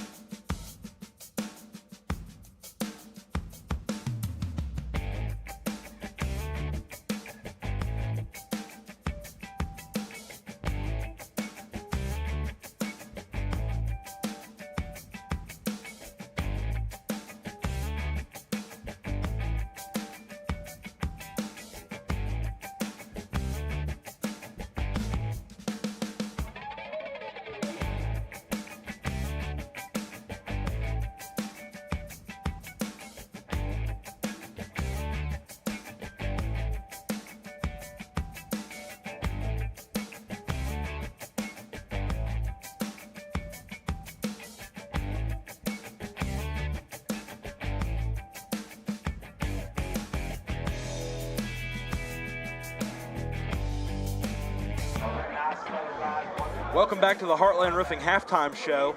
We're going to go ahead and move into our pick segment. I'm joined here with our producer, Richard Turner. Timmy couldn't make the trip tonight, so Richard's going to help me out with the pick segment. So we're going to hear his picks instead of Tim's. Yeah, I don't know if I can do all these buttons at the same time, but we'll see what happens, and just who knows. But there's our pick'ems, and let's see if we can actually get the. Like I said, I got two things. I'm pulling double duty here. So hold on. There we go. So let's go over the records first, because I think Robbie was excited about it, a little bit too excited, because I'm right there with him. Yeah, we got a three-way tie at 10-5. Behind him looks to be Lucas and Coach Graves. Stan 7-8. That's a paltry 7-8. Like, I don't think I've seen Stan that low in years. Yeah, 7-8 for he'll probably Mr. make a big Painter. comeback on those Georgia calls. Oh yeah, So of course. he gets the free Georgia call every week. And then me and So- the cameraman Brad Porch at 8-7. So not too far behind Stan. But Not too shabby. No. My prediction is Stan will not be at the bottom by the end of the year. No, he won't be. So, all Never right. is. First pick, go for it. All righty, 7 o'clock kick, ESPN. Number 11 Tennessee travels down to Gainesville to play the Florida Gators. I'll go ahead and make my pick. Tennessee -6 on the spread here. I think it's moved up to about 6.5 now, but still around a touchdown spread here in favor of Tennessee. I've been back and forth on this game. I think it's just because of battered ball syndrome, but I'm going to go with Tennessee. I've been back and forth. I think the Vols end up pulling out a close win here. Honestly, wouldn't be surprised if we blow them out after the abysmal performance last Saturday. But I'm going to go with the Vols. I think Milton and the wide receivers figure it out, and Tennessee comes out with the win. Yeah, so speaking of Tennessee and Florida, you and I were talking about the game last week between Tennessee and Austin Peay on the way down here. And, yeah, because I was watching my son play, I couldn't watch the Tennessee games. I didn't actually get to watch it till like Tuesday night when I had some time.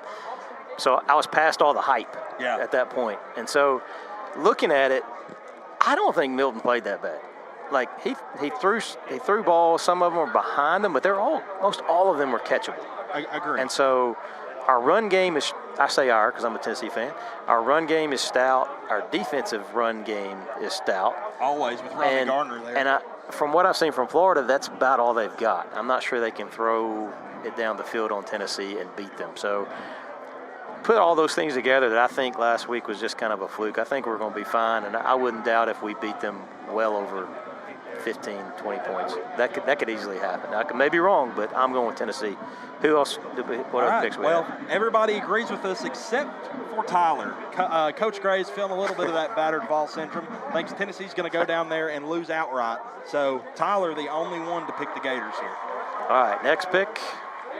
Penn State, Illinois. Penn State a 14.5-point favorite here. 12 o'clock kick on Fox. I'm going to go with the Nittany Lions here. Illinois, I just don't see anything happening there. Penn State's going to be a little too strong for them. I think Penn State's probably going to be one of the top 3 teams in the Big Ten this year. So I'm going to go with the Nittany Lions. Yeah, as much as it pains me to say it, I tried my hardest to not pick Penn State, but I had to. So I don't really have an excuse other than basically what you said. They're ranked, the other one isn't. Yep, everybody agrees with us on this one. Penn State sweeps. All right, so next one is LSU and Mississippi State. Mississippi State, a 9.5-point favorite here. ESPN, 12 o'clock kick, noon game over in Starkville. Kind of odd to see this being a ranked team against another SEC team. What's your pick here, Richard? Mine was LSU. I'm the one that picked LSU the first week to lose. Yep. And I just said I don't feel like they're what everybody thinks they are, but they're still LSU, and Mississippi State's still Mississippi State. So I picked LSU. Yep. I'm also going to go with LSU on this one. I was kind of back and forth on this one as well. Brian Kelly is never going to have LSU like consistently competing for national championships because he chokes in big games. He does. I don't think Mississippi State is necessarily a big game, though. I think they're going to go into Starkville and win rather handily. I just think the Tigers are better than the Bulldogs in this instance. Everybody else seems to agree with us, except for Brad and Rob. Brad and Rob Lotz also are going to go with Mississippi State on this one. I guess they don't believe in Brian Kelly a little more than everybody else. I don't believe in him either, but I think he can beat Mississippi State. Yeah, I'd agree with that. All right, next one. Kansas State travels down to Missouri, 12 o'clock kick on SEC Network. Kansas State favored here by 4 on the road. I'm going to go ahead and make my pick on this one. I'm going to go with Kansas State. They were in the Big 12 conference game last year, I believe, and ended up beating TCU. So, and I think they returned their quarterback. I'm not entirely sure on that. But regardless, their quarterback's going to be better than Brady Cook. Brady Cook is not a very good passer, so I'm gonna go with Kansas State on this one. Yeah, and I pretty much the same thing. I just don't feel the love for Missouri. And it's not that I don't like them. So many of my things are picked on. I just hate a team or whatever. Yeah. I'm just not a believer in Missouri that they're going to win this game. I don't see that happening. No, so. Missouri was really good when the SEC East was weak. And they came into the league. They timed it just about right to be halfway good. Yeah, but they kind of fallen off since then, since Gary Pinkel left, and they're just going to continue to be a mediocre SEC team. Yeah. So everybody else agrees with us. Kansas State sweeps on this one. So I think it's interesting. There's a lot of same picks, so it's going to be a few key ones that are going to be the movers for this one. All righty, 3:30 kick on ESPN. Minnesota travels to North Carolina. They're playing the Tar Heels. North Carolina ranked 20th after that big win against Clemson in Week 1. Not sure who they played in Week 2. I don't know. But you know, regardless, they're a 7.5-point favorite here. What's your pick, Richard? Well, I'm going to be honest. I'm not even sure what a Tar Heel is. What's a Tar Heel? I don't even know what it is. I couldn't tell you. But it's got to be cooler than a Gopher. That's my only thing that I've got. Yeah. So I did not pick the Gophers because I felt weird picking a Gopher to win anything. So I'm going with North Carolina. Yeah, I'm also going to go with the Tar Heels here. Minnesota, pretty good Big Ten team. Kind of middle of the road Big Ten team. North Carolina with a much improved front seven. So I'm going to go with the Tar Heels. Everybody else just seems to agree with us. All right, next one. Washington travels to Michigan, playing the Spartans, Michigan State. Washington, a 16.5-point favorite on the road. Part of that probably has to do with Mel Tucker being suspended. It's going to be a 5 o'clock kick. Kind of a weird kickoff. It's on Peacock. So if you don't have Peacock, you can't watch it. But, yep, the Huskies are traveling to Michigan State to play the Spartans. I'm going to go ahead with my pick. I'm going to go with Washington here. I think Michael Penix is the real deal, the southpaw in the backfield for the Huskies, and I think he's going to throw it all over the Spartan defense, so give me Washington. Yeah, I'm going to have to agree. And I don't like Peacock, and I won't be watching this game. Nope. But I am going to pick Washington to win it. Yep, it looks like everybody except for Mr. Porch agrees with us. Our cameraman, Brad Porch. He's trying to make some Yeah, moves. I think he's trying to gain some ground here. What are we in, week 3 or 4? So everybody's trying to take some of these and make some moves here. Yep, so everybody picks Washington except for Mr. Porch. He's got Michigan State. All right. BYU, Arkansas. Arkansas, an 8-point favorite at home. This is a 7:30 kick on ESPN2. So you'll actually get to watch this game if you got ESPN. Richard, what's your pick on this one? I'm pretty sure, just double checking, I've picked Arkansas. I know Tennessee got beat by them, but they're still in the SEC. And Arkansas, I think, is pretty good this year. Maybe I'm crazy, but anyway, I went with Arkansas. It's SEC versus whoever. Now, that might not be true in the next few years when everybody's all these mega conferences, but for now, the SEC is still the SEC. I'm going to go with Arkansas on this one, too. They've got a really good quarterback. He's finally starting to put it together. Sam Pittman a good coach, really a team builder, team coach, or a player coach, I should say. So I'm going to go with the Razorbacks. Looks like everybody else agrees with us on this one, so Arkansas sweeps here. All right, and the last one is Pittsburgh travels to West Virginia. They're going to play the Mountaineers. 2.5-point favorites are the Mountaineers here. 7:30 kick on ABC, so the late game here. I'll go ahead with my pick. I'm going to go with West Virginia. Pittsburgh lost a lot 2 years ago when Kenny Pickett went to right down the road to the Steelers, and they've just never really recovered. They were okay last year, not great, and they're just going to continue to be okay. So I'm going to go with West Virginia to win this one. Yeah, because you said they're just going to be okay. That's also what I thought about West Virginia. So at this point, I don't know. I feel like, we saw with Tennessee playing Pitt.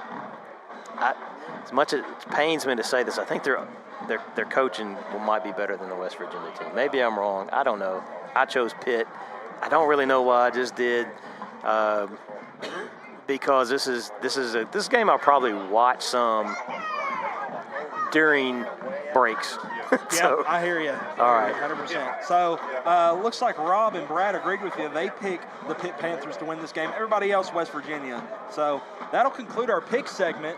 That pick segment was brought to you by Red Tech, the best appliance refrigerant in the business for LG appliances. Give them a call, 865-983-1633. We're going to take a quick 2-minute break. Be back with second half action.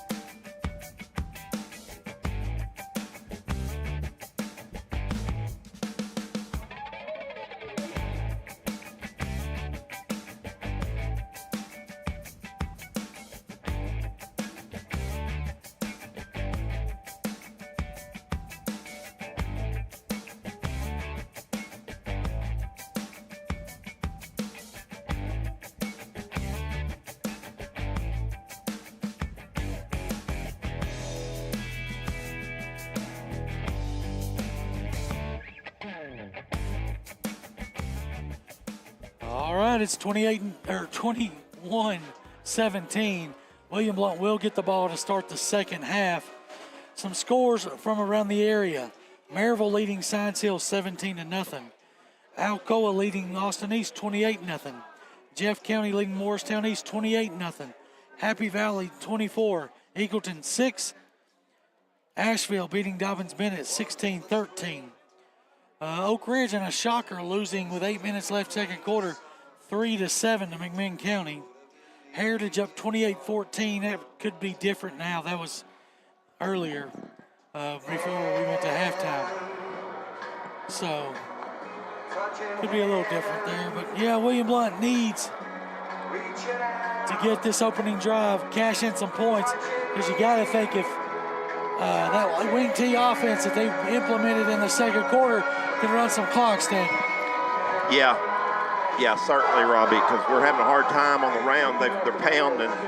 They've only thrown it 8 times. Here's a kick to Dabrowski, taken at the 13-yard line, straight ahead, now going left. Still. We got a hold right Yeah, they're here. going to call a hold over here. Looks to be around the 40-yard line. So be back marked at the 20, back to the 30-yard line if we saw what we saw last week. By number 34, Dylan Joyner. Number 26, Dakota Harper. It was a bad night for the referees last Friday, but I heard it was very bad also for the referees in the Austin P and Tennessee game. I was at that game, and it was rough to watch. So 10 yards from the end of the run will still put us past the 20-yard line. So how many people went Florida? How many people went Tennessee? Tyler's the only person that went Florida. I think that's a little bit of battered ball syndrome. Yeah, Tyler's been a little off kilter lately. Yeah. His Govs are 4-0, so. Yeah. All right, back at the 20. Is that where we're 22 starting? is where I think where they got they spotted. There's a handoff to Big hole. Klein. Not Right to much, the left. actually, no. Closed up quickly. Yeah, Gets that over 25, though. Yeah, so Westridge has done a really good job of closing the hole quickly. As you saw on our, we got a pretty good camera angle to see holes open up, and it closed quickly. Second, 7. Klein again, cuts it up. Stays on his feet. Should be first down yardage. Really hard run there by Klein. Yep, that'll move the chains. Give us a first down. Just met his parents, Jessica and Eric. They've got themselves a hard-working sophomore running back as their son. He stands to the right of Cortez and the gun. Cortez will take it. There'll be another handoff to Klein. Still on his feet. Breaking tackles, getting close to midfield. Yeah, it looks like they're going to give him a little more than 5 here. Stop by number 7, Carter Sanders. So we played a minute. William Blount. Third quarter first downs are going to be brought to you by Bow & Door, making your best first impression. Give him 9, I guess. Cortez looking to the left. Caught there by Dabrowski. Makes a 2-man miss. Wow, what a move by Dabrowski. Tackled hard into the ground, but not before he gets another first down. This time brought to you by Bow & Door Service. Into Westridge Wolves territory. By number 22, Ryan Stidham. Number 45, Sam Perry. It's first and 10 Governors at the Wolves 46. Cortez has Brooks in now. He will hand to Brooks. Running left. Big hole. Cuts it up sometime. No, he stayed wide. Needed to try to cut it up. He's going so fast. Yeah, if he'd have cut up, I think he'd had a few more yards. I'd say probably at least 2 more. But nonetheless, pretty decent game there, I believe. Second and 2 Yeah, second and 2, so 8-yard gain. at the Westridge 33. So nice little drive right here by William Blount coming out. Yep. Start the third quarter.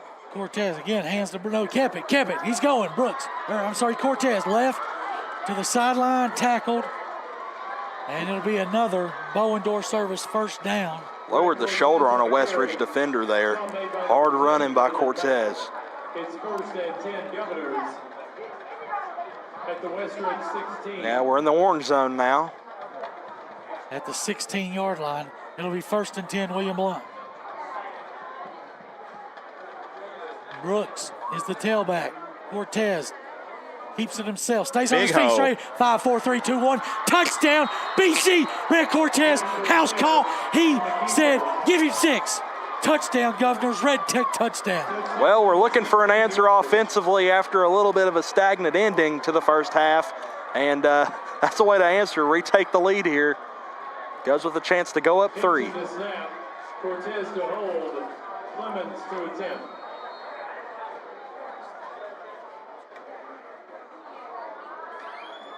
Extra point by Clemens. Henson, Cortez, Clemens. Good. Staying perfect tonight. Your score now. William Blount 24, Westridge 21. We'll take a 60-second break. Extra point is good.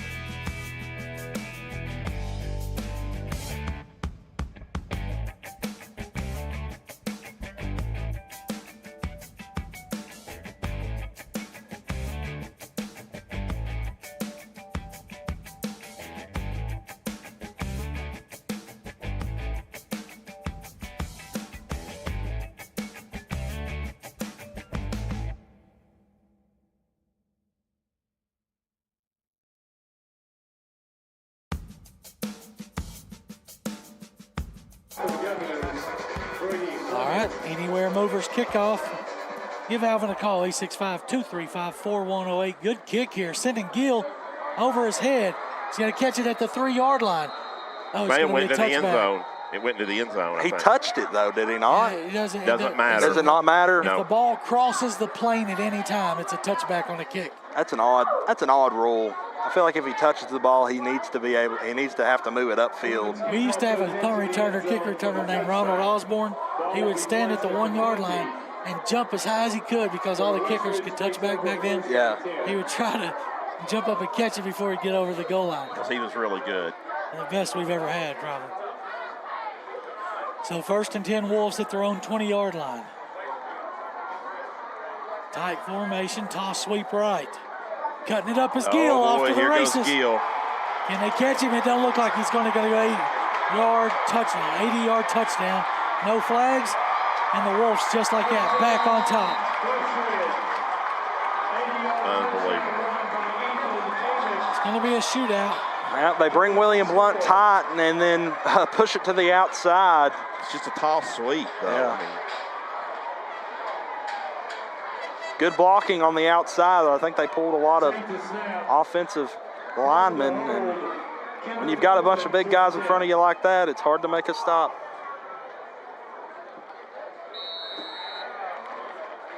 It's a quick one-play 75-yard drive. Extra point is good. And just like that, back on top. Took them one play. Did it take the Wolves? And Stan, you mentioned that last drive by William Blount. 62, you said? 62 yards on the ground. William Blount only had 68 total in the first half on the ground, so they almost matched it on that one drive, but they find themselves back down again, though, after one play. Eastridge close to 200 yards. Westridge. Excuse me, Westridge. Eastridge is Eastridge is the other side. Yeah, the other way. 191 yards after that 80-yard gallop.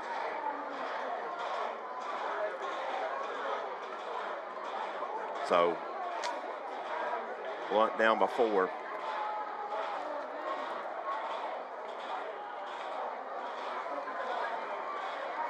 Gonna have to answer, that's for sure.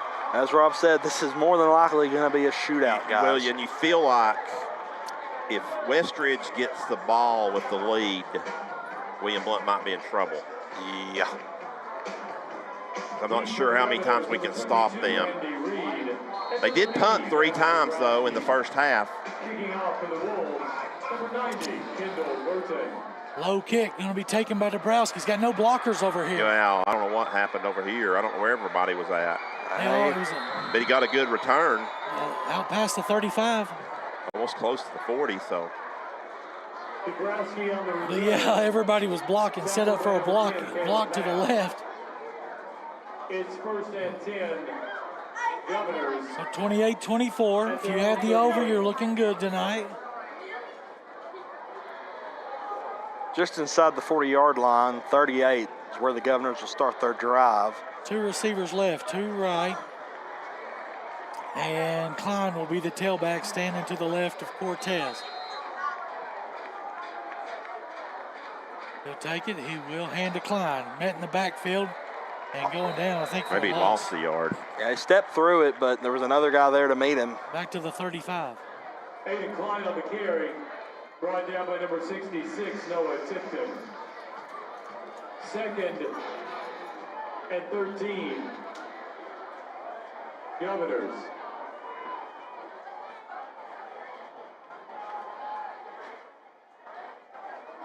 Cortez takes a snap. Quarterback keeper rolling left. Tries to spin out of a tackle. Now reverses field. Oh, no. He needs to throw it away. Going to lose 6 or 7. Actually, maybe close to 10 more. Yeah, just bad decision right there. You had all your blockers out to the left. Might have been stopped for a loss, but even bigger loss because he reversed field. So now we got 3rd and a country mile. Lost 8. And 21. Governors. No. 3rd and 21. Yeah. Cortez rolls out to the left. Now he's running for his life. Going to throw across his body. Caught. by Garrett Clark, but we'll see where it's at. Should be close. It's going to be pretty close, guys.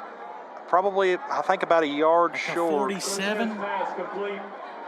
They should have got to the 48 where they had to get to, guys. And 1. Yeah. Gave herself a chance. 4th and 1. 47.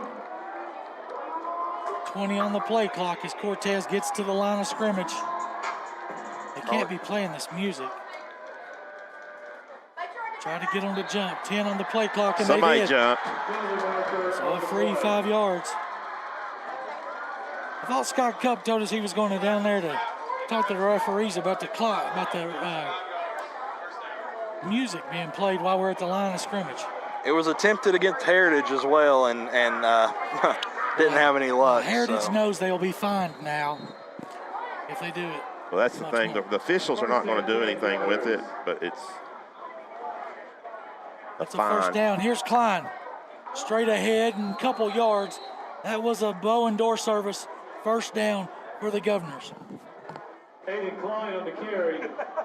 Met first by number 66, Noah Tipton. So 2nd and about 9, they're only going to give him a yard. Joyner. 2nd and 9. Governors at the Westridge Cortez 47. with Klein he's moving to the right. Right here. He's got him. Oh, got to have a good throw. Got to have a good throw. Wide open. Cortez's pass So it'll be intended. 3rd and 9. Aiden Klein is incomplete. It's 3rd and 9. Governors.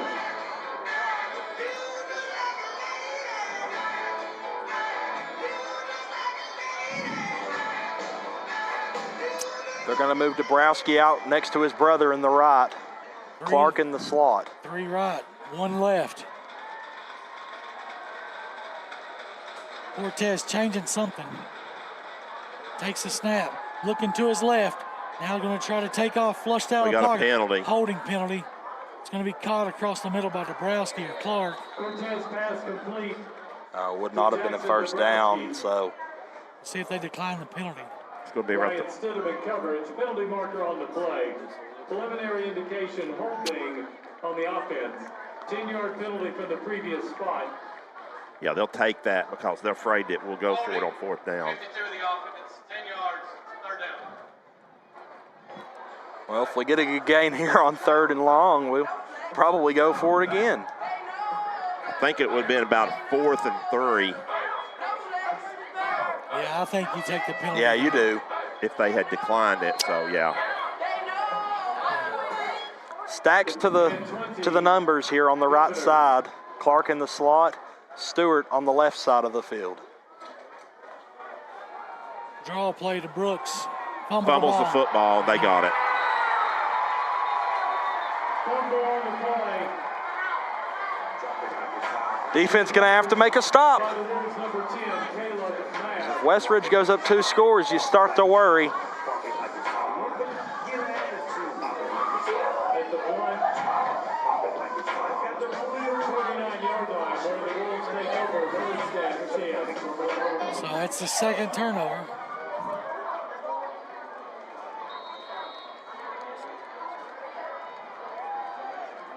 Got to find a stop. They've went with this tight formation since the first quarter. Handoff, Gill running right. They finally tackled him, but if he makes that tackle, breaks that tackle, he's off to the races again. Second and 6.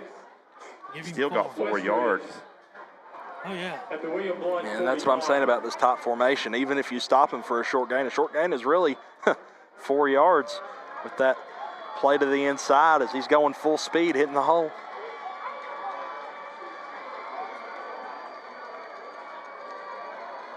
Another handoff, bouncing it this time. That's a hold. That's got to be a hold. They're They going to got call it. We did grab the face mask, and they didn't call it. Taken out of bounds by number 20, Major Trumpton.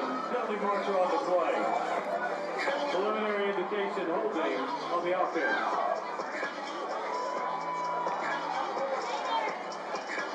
So that'll back them up, put them in a passing situation. Yeah, 14, or 16. Second and 16. 10 yards, second down.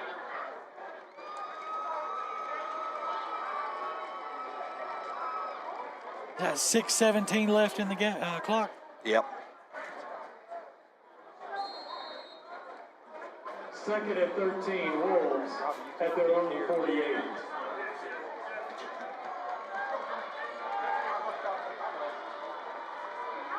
Running left. Going down. It's Hitson with the sack. Trey Frazier sacked on the play. Red Tech sack Brooks. by the sophomore Caleb Henson. Lathan Eastep, please report to the pass gate. It'll be third and very long now. Report to the pass gate. Actually, it's Brooks. It was Darius Brooks. Henson I was blocked. Do not give up a third and long right here. It's about third and 18. It's third and 17, Wolves at their own 44. Shotguns formation, double slots. Straight drop, pressure coming, flushed out of the pocket. Frazier throws it. Caught. And still on his feet. Probably going to be a first down.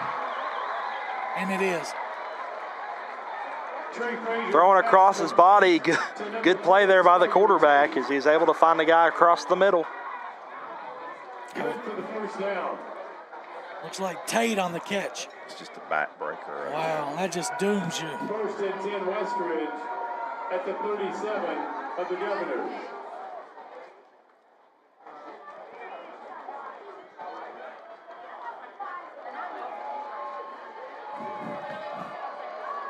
Still in the spread. Kept it. Read option, RPO. Incomplete. A little too much mustard on that one. He had a lot of space. If he was able to catch it, William Blount was going to have to make a solo tackle. Second and 10. Wolves.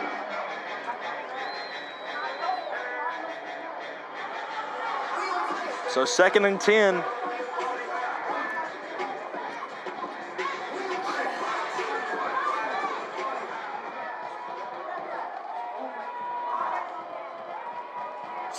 Three receivers stacked to the right, one left.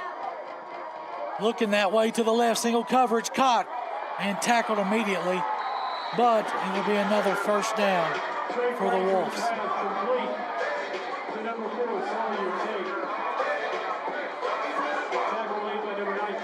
Wolves knocking on the red zone here.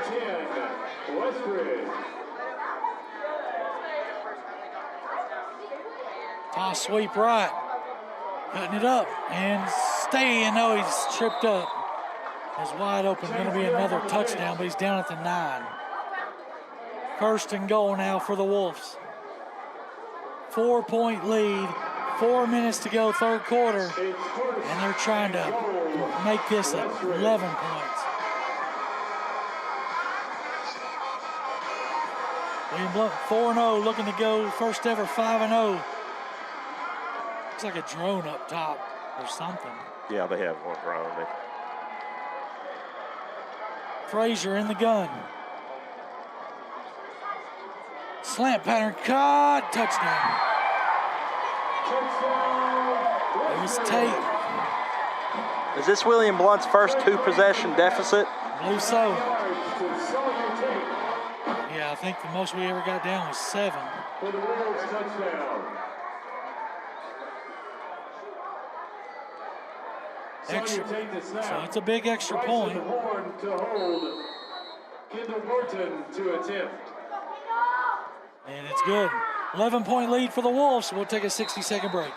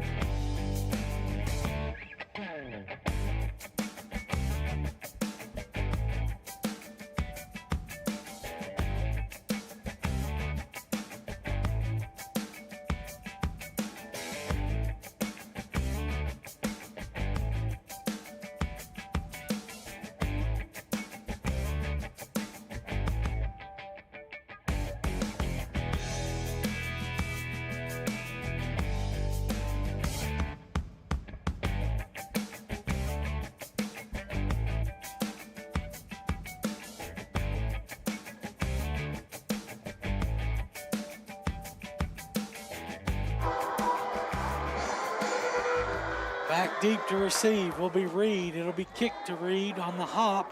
Oh, no. And Let it go in the end zone. Okay. so it looks like Dobbins Bennett made some adjustments. They've taken the lead. 28. I'm sorry.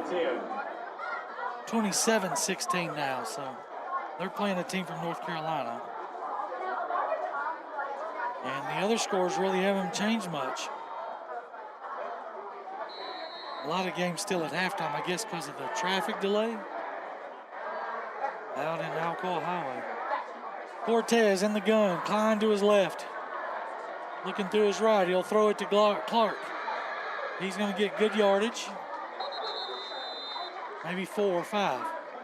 Stay ahead of the chains. Looks like they're probably going to give him about 4. That'll make it 2nd and 6. 55, Carson Abbott. 2nd and 7. 7. They only gave us 3. So maybe about 3 minutes left when he takes the snap. In the third quarter. Trailing by 11. This is must points from here on out. Cortez, stop pattern, caught by Dabrowski. Lost the ball. No, he had the ball. Oh, Right at the down marker. I don't know if he got it. He hit the 30. I think they're going to mark us a yard short. Yeah. just got to touch the line at the 30. 3rd and 1. Stop made by number 24, Gabe Music. It's 3rd and 1, Governors. Checks to Coach Claybo on the side. Get the play call. Westridge holding steady here. William trying to get him to jump. 3rd and 1. Stop pattern. Caught by Dabrowski again. And no blocking. But it's 5 guys there and only 1 blocker. Brett Cortez's pass complete to Gavin Dabrowski. So a first down for William Blount.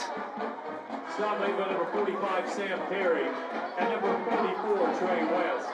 It's 1st and 10, Governors. Bow and door service, first down.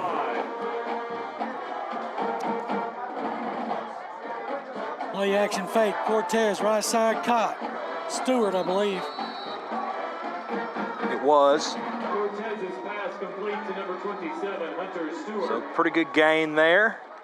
Moving the chains for another first down. Stop the clock. Number 24, Gabe Music. Or no, they're not going to move the chains. I think he's about a yard short. Yeah, line judge told him to move and changed his mind. Cortez, toss sweep to Klein. Cuts it up. I think he got the first down this time. Yeah. That'll be enough for a bow and door service. Another first down. We moved the ball here in the 3rd quarter, but we had penalties and a turnover. Tackled on the play by number 7, Carter Sanders. It's 1st and 10, Blount at their own 44. Cortez keeps it, dragging tacklers up close to midfield. Brett Cortez on the keeper. A minute and a half to play in the 3rd quarter. Coming up, 2nd down. Number 7, Carter Sanders, and number 55, Carson Abbott.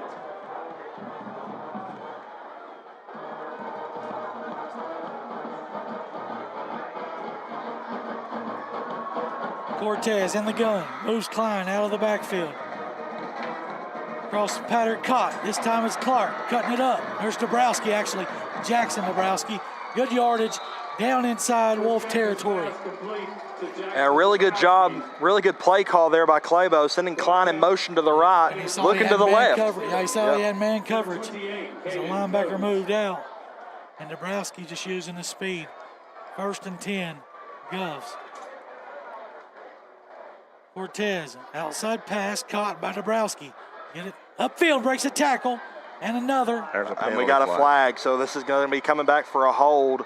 I believe they're going to call that on Landon Rich. Yeah, Lando's going to get called for a hold. To Jackson Dabrowski. Down the field a little bit. Marker on the play, Carter Sanders. Face mask on the defense, okay. Nice, so that's going to be in the orange zone. And another bow and door service first down. And the clock reads. We got about 36 seconds. Face mask, defense, 15 yards. The result of the play is 1st and goal. Two receivers way wide right. So 1st and goal inside the 10, Marcus at the 8.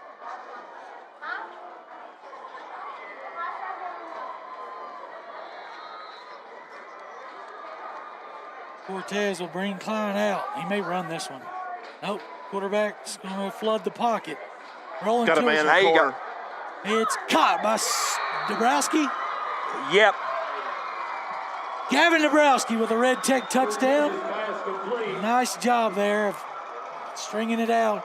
And Brett throwing another dot. Dabrowski for the touchdown. They're going to go for 2 here to cut the lead to 3, hopefully. Yeah, it looks like we are. 23 seconds left here in the 3rd quarter.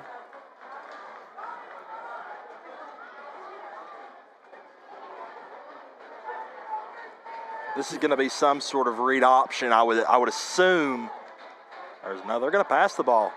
Now he's going to do something with it. Throws it to the backside. Caught. 2-point conversion. Good. That's it. Garrett the Hair Clark. 2-point conversion. Cuts the lead to 3. Your score now. 35 for the Wolves. 32 for the Govs. 60-second break.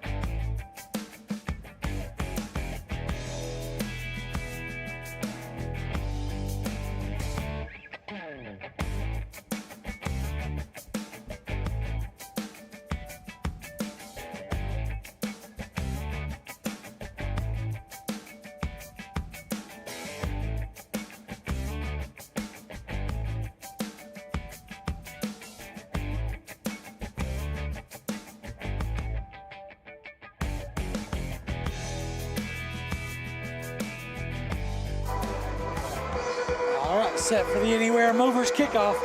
All your moving needs, give Alvin a call, 865-235-4108. Squib down the middle. Was his knee not down? Well, they're going to return this one, get it near the 50-yard line. I don't see. That's like 3 times tonight I thought their knees were down. I know we don't have the best angle, but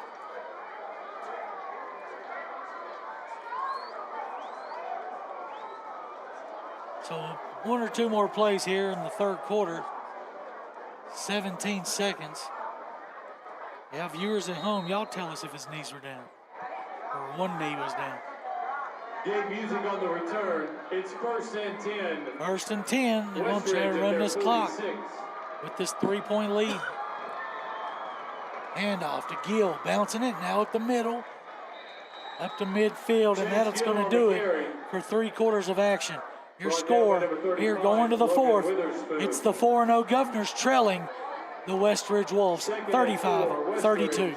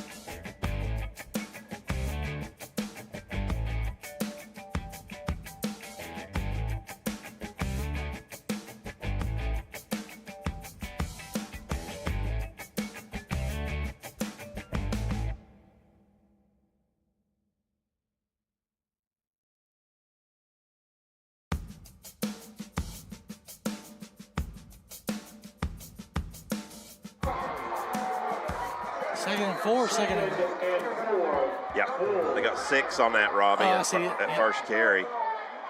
And breaking tackles, running up the middle. Still on his feet, no whistle. Now the whistle blows. It's just going to get somebody hurt in a late hit. Yeah, Blow the whistle, guys. believe he got the first down. He did. First down for the Wolves. It's first and Maryville was 10. up 24-0, but Science Hill made a quarterback change and scored, made it 24-7. Not sure why you go 7. Wouldn't you go 24-8, Stan? I would think. Or 24-6. You got to go for 2 there, especially second half.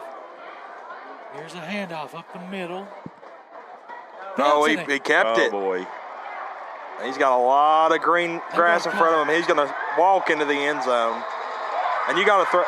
He's waving at our guys as he's walking into the end zone. I don't. And there's no flag down here. I thought it might have been a hold. For a 46-yard touchdown.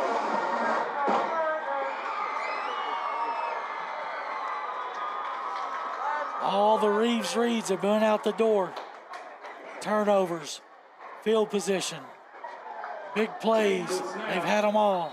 And the wing T offense is giving the William Blount defense some fits as that one is right down the middle. It's a 10-point lead again. We'll take a 60-second break.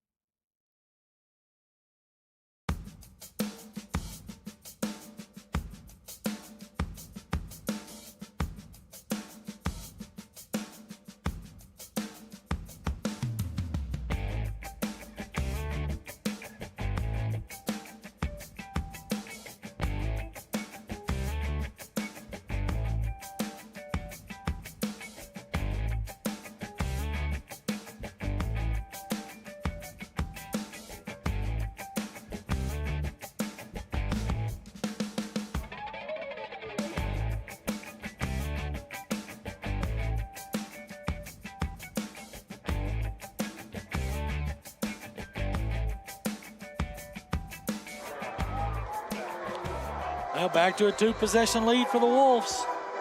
Who's going to get the first stop or the next stop? Kickoff to the right. Randy Reed cuts back down the middle of the field, breaks a tackle, still on his feet. Good return. Yeah, really good return there by Reed. Over the 40-yard line, wasn't it? So first and 10 on the 42. One thing I'll tell you about the crowd tonight, way better than last year. Well, William LeBron. There was little weather problems. This game was 2 weeks later last year in the season, but still. Govs from the 42.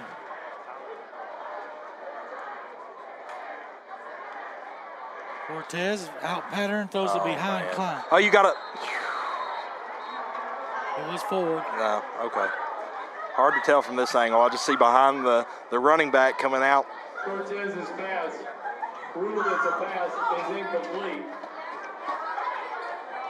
Second and 10, Governors. Cortez was 9 of 10 in the second half before that pass.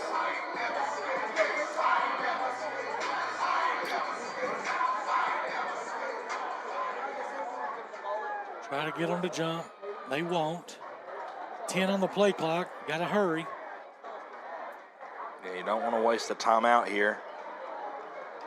Cortez, handoff. It's Klein, still on his feet, hit hard, but getting good positive yardage up near midfield. Aiden Klein on the carry. Third and a couple. Oh, No, first down. Yep. That's a great run right there. Our Blount partnership where careers and education come together. Sam Perry. It's first and 10, Governors. The rush rate is 48. Playoff implications on the line. Cortez fakes it, now running left. back up the middle. Looks like they're going to give him about maybe 5, maybe 3. I believe it's about 6. Oh, 5 or 6, yeah. Stacked up receivers to both sides. Tailback is Klein. Looking to a receiver. Out pass caught by Dabrowski. Going to get outside. Still on his feet. Breaks a tackle and another. Inside the 20-yard line. Out of bounds around the 15. Jackson, Devo, Dabrowski. Yeah, and those short passes have been open for Blount all night long. Just got to make a guy miss, and something big can happen like that. We are in the Pret FX orange zone. It's a scoring zone. William Blount needs to cash this in.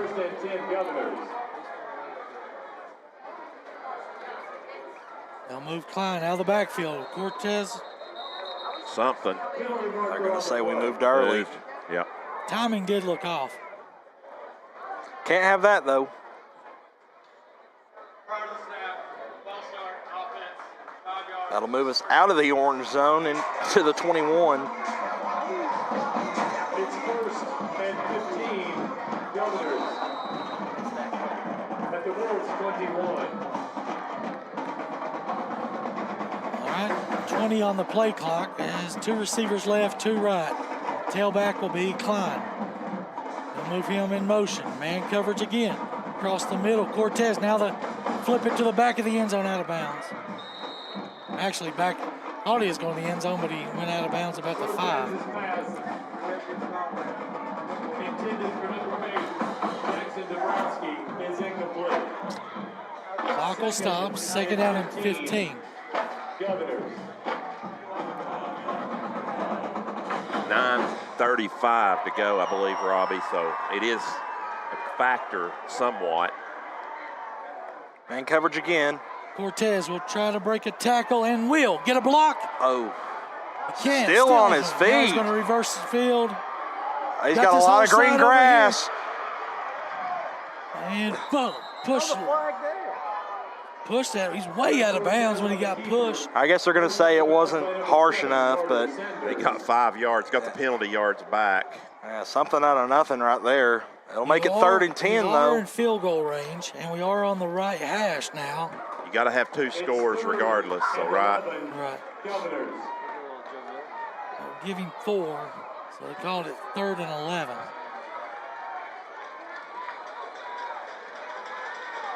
Field shrinks down here in this situation. Cortez takes it, straight drop in the gun. Out pass going to be caught. Break a tackle. Dabrowski still on his feet. 4, 3, 2, 1. Devo! Touchdown, Jackson Dabrowski. What Wow. a play by Jackson Dabrowski, It had to be some making a good- bunch of guys miss and heading into the blue end zone. Had to be some good blocking on the edge, too. The Govs will kick the extra point here to cut the lead to 3.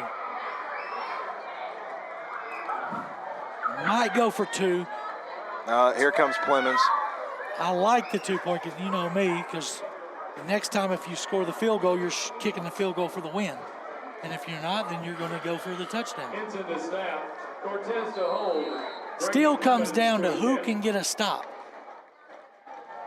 Yep. After this red text scoring drive, we have, your guess is as good as mine. Oh, they Fake. did fake it. Back corner, intercepted. Picked off. So now you'll have to have a score.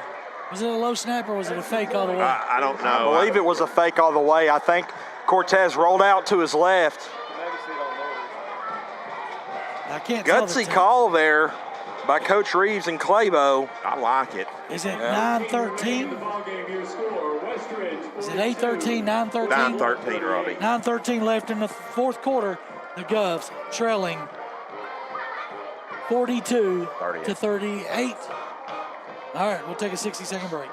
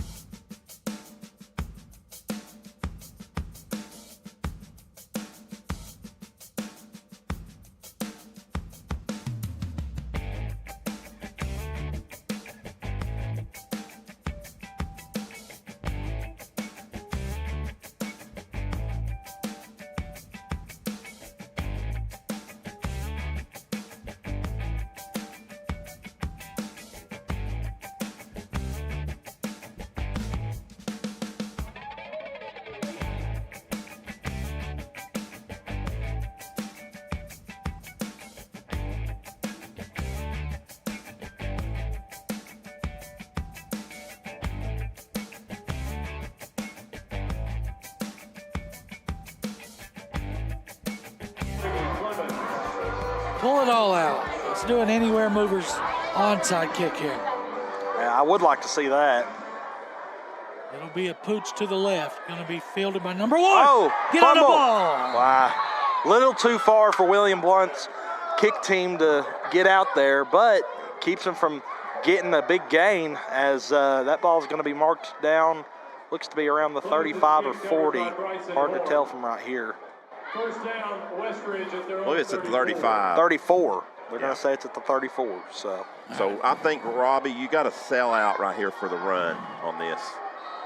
Yeah, but you got who's going to run? Frazier just on that last one, and it's been the Gill show. Well, they got 34 in the game for the first time. That's Joyner. There's going to be Gill running left. William Blount's there this time. Chase Gill on the carry. Gets no gain. no, they are moving him. He got 4. Stop made So by number 53, Toby Chris. 2nd and 6. Give him 4. Westridge. 2nd and 6. Ball their own 38. Stacked up high, power high here. Handoff. Gill running left. William Blount's there. No, they're can't not. make the tackle. Oh, they're there. They just can't tackle. Chase Gill on the carry. So that'll move the sticks. Couldn't make the tackle. Needed to make the tackle there. He did stop the clock, right? Well, he kept it running. Westridge. I don't know how, but he kept it running. That just, it don't make a whole lot of sense, but it has gone both ways. It's like they're doing the momentum. If you get bounced backwards just a little bit. 10 on the play clock when they break the huddle. As we're moving under 8 minutes remaining here in the game. Handoff up the middle. Quarterback again. Or quarterback sneak. Trey Frazier on the keeper. That's just a quarterback sneak. Yeah. Stop made by number 55. They get, what, 4 or 5 They got yards? 5. Singleton. And number 22, Randy Reed. 2nd and 5. Blount really needing a momentum shifter here on defense. You need a sack or a tackle for a loss. I mean, heck, even a tackle for no gain would be big here. Frazier, wing T, sweep left. Flanked out, cutting it up is Gill. Chase Gill on the carry. Going to be near the line. Another I think they're first going down. to give it to him. Yeah. Yep. It's 1st and 10. Systematically driving it down the field are the rules. Really starting to see that physicality take hold. 43-yard line.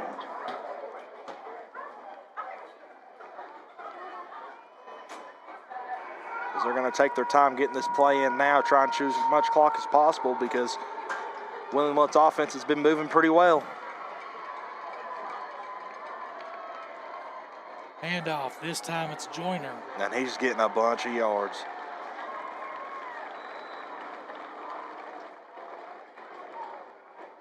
William Blount missing 2 big interior linemen. This is where it's starting to show. It's 1st and 10.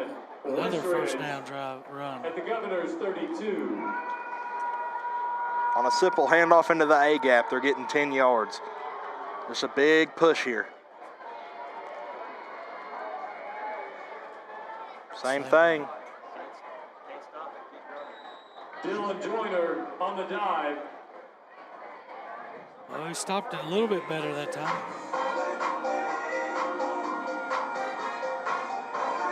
Stop made by number 71, Blake Sellers. 2nd and 4. 6 this time. 2nd and 4. This one a sweep with 5. He's going to bounce it outside. Stays on his feet. Still going. He's going to take it into the end zone. Touchdown. Touchdown, Westridge.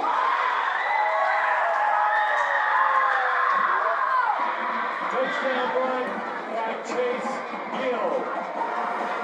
And just like that, the Wolves are back on top by 9. No, it's more than that. They're up by 10 now. right now. Yep, extra point will put them up 11. Tate to snap. Ford to hold. Gill over 200 yards on the night. 2 and 10.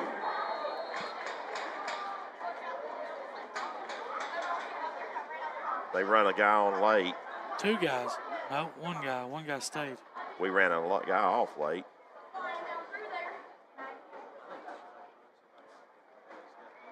Extra point is good. It's 11-point lead.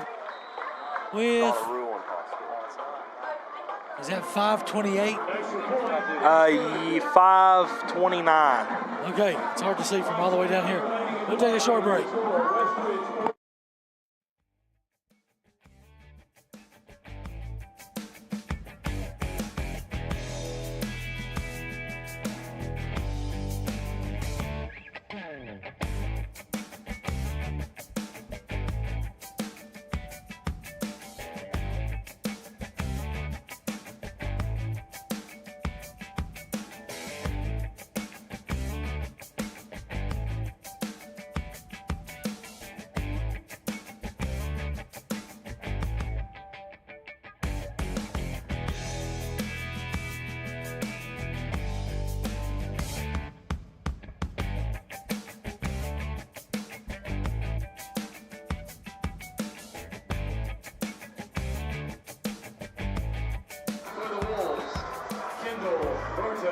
Anywhere movers kickoff here. Right down the middle again, this one to Dabrowski. He's got some space, breaking a tackle and brought down. I think it was Reed again. Was it Reed? Oh, I thought it looked like single digits from over here. Up over the 30. Maybe the 32-yard line, 33. 35 or 36, I think. 35 is what they're going to say. Score, you got to score quick. Yeah, I think you got to look at an onside kick then, Robbie, if you do score. But you got to score first. That's right.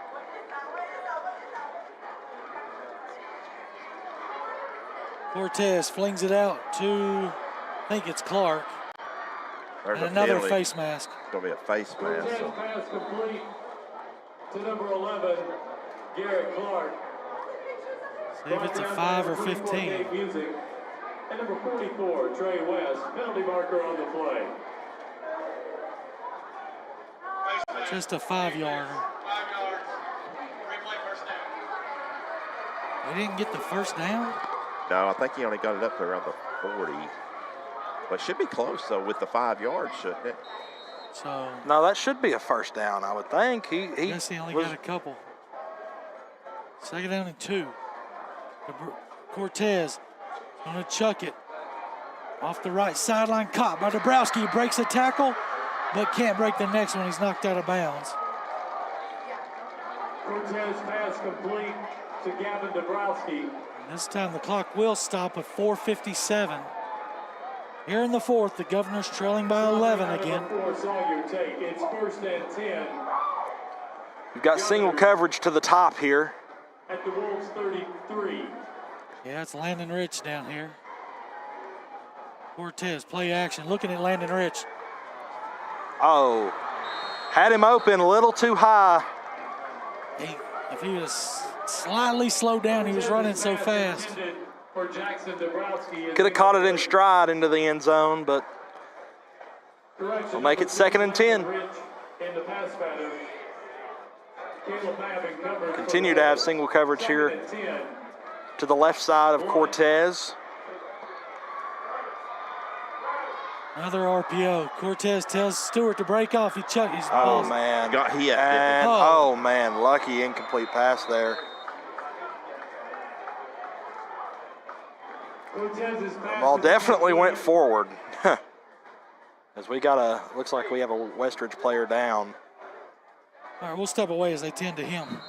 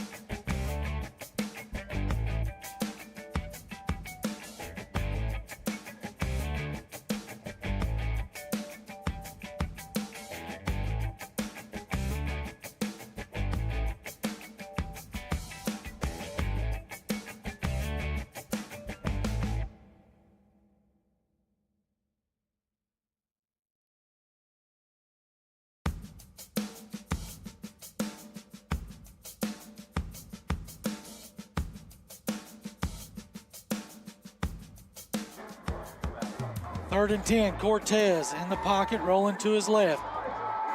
He finds Dabrowski for a first down on the corner route inside the 20. That'll be enough for a first down. We've got a flag. Going to be a hold near in the holding area, so this one's going to be backed up. Oh, brother. That's a big one right there. That's like our 15th hold tonight. The penalties of William Blount averaging 10 penalties a game, finally catching up to them. And that's 10 right there, Robbie, for the night for 74 yards. Here's the ninja package that they put in this week. Bring 3 linemen down. 3rd and 20. They have 7 in the box, At the Wolves 42. and they have 4 guys guarding 6 on the outside. So you got to throw it out there. Dabrowski's going to run. Oh, Still on his feet. Hit hard and still on his feet. Going to get some of the yardage back. Are they in field goal range?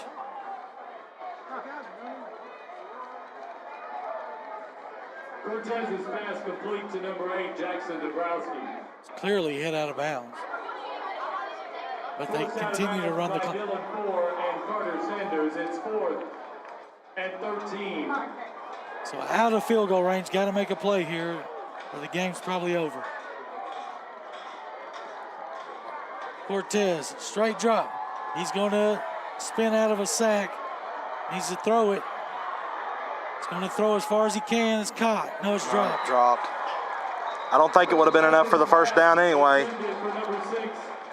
And for the first time this year, that is an adios on the Governors. Adios brought to you by Bowen Door Service. Tonight it's the Wolves shutting the competition down. It's the Govs. Looks like the Govs are going to fall to 4-1 now on the season. And still that elusive 5-0 start has still not happened in the 44-year history of the school.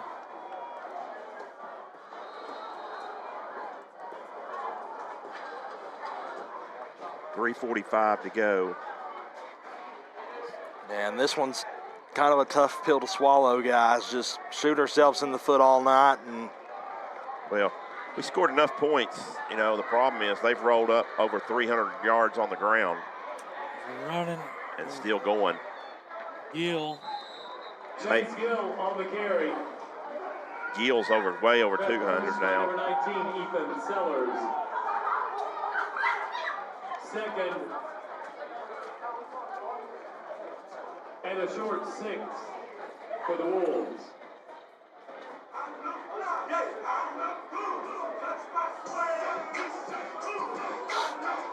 The clock runs, 3:10 to go. William Blount, what do we got timeout? Have we used the timeout? No, we still got all 3. Got to find a way to stop them. Quarterback Snake still on his feet. And it's going to be close to a first down. Nope, 3rd down. Still not using the timeouts. Was it 3rd and about 1? and now we're going to use it. Timeout, William Blount. This one brought to you by Circulation Station. Relieving pain with technology. Get 3 free treatments when you tell them you listen to Truth Radio.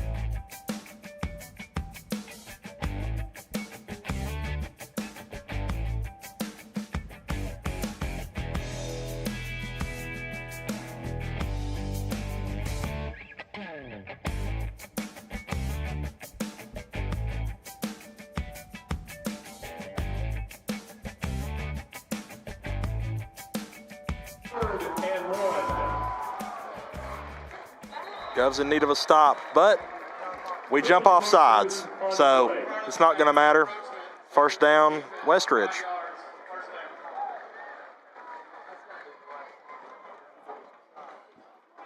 11 penalties on the night.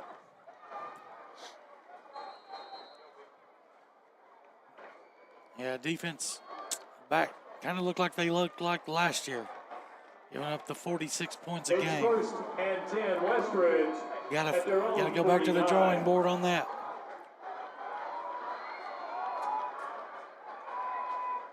Handoff up the middle, Joyner. Timeout, William Blount. I hope. No. Dylan Joyner on the carry. So we'll be under 2 minutes when they take the next snap. Stop by Elanio Perdomo Eggleton. 2nd and 8. So Blount stops them there, 2nd and 8. I'm assuming hoping to get the third down again before you call your next timeout. We'll have a short post-game report as we're going to load up, head back home, as it's going to be a late night getting back to Maryville. Penalty marker on the play. Do we have 12 in formation? What's the penalty? Part of the snap infraction. So that'll stop the clock, I believe, won't it? Yep. Second down. So no need for a timeout. No, you don't start it. You don't start the clock back on an accepted penalty. 13. Westridge. Well, okay. Right. So they get an extra. That's Yeah. You don't do that. No. Too bad they snapped it anyways. The referees just sometimes tonight. Chase Gill on the carry. Blount uses their last timeout. Timeout brought to you by Bonner Burger, home of the 2 for $9. Quarter pounders with cheese. We'll take a 60-second break.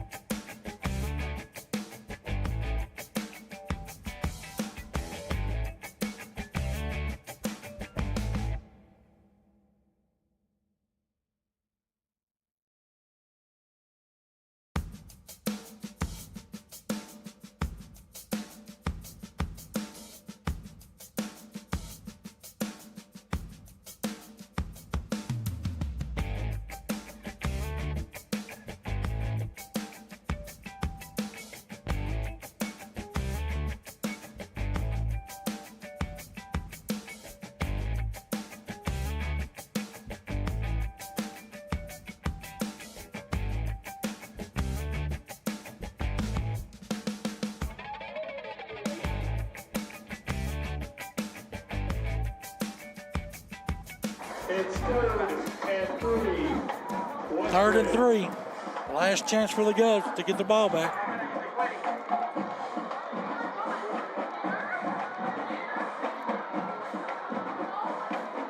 Frazier's had a great game. Under center. Quarterback sneak.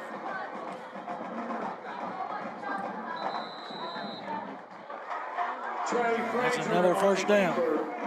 Yeah, and if I had to, I would expect nothing but victory formation here as we roll under a minute and a half remaining in the game. Next week, it won't get any easier as we'll be hosting Science Hill, who's, I think they were down 19 last I saw to Maryville.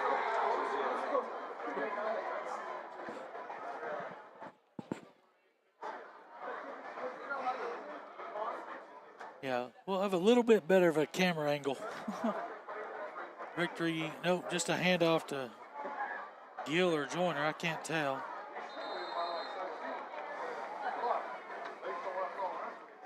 Joyner. How much time on the play clock? Under, yeah. Dylan Joyner on the So they got to snap it one more time. 2nd and 5. But your final score here is going to be Westridge 49 and William Blount 38.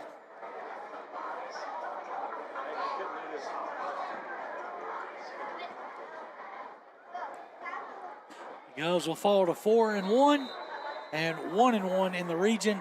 Wolves go to 1-1 in the region, so a lot still to be determined. Your final score here from Westridge High School. It's the Wolves 49, William Blount 38. We'll take a few-minute break and then come back with stats and scoring from Stan.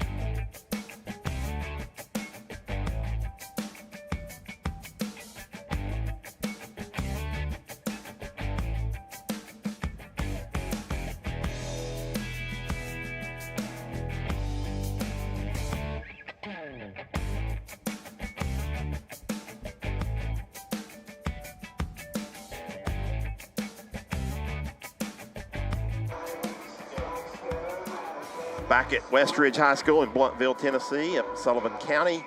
And this is the post-game show brought to you by Heartland Roofing as William Blount falls tonight. First time this year, they fall 49-38 to the Westridge Wolves.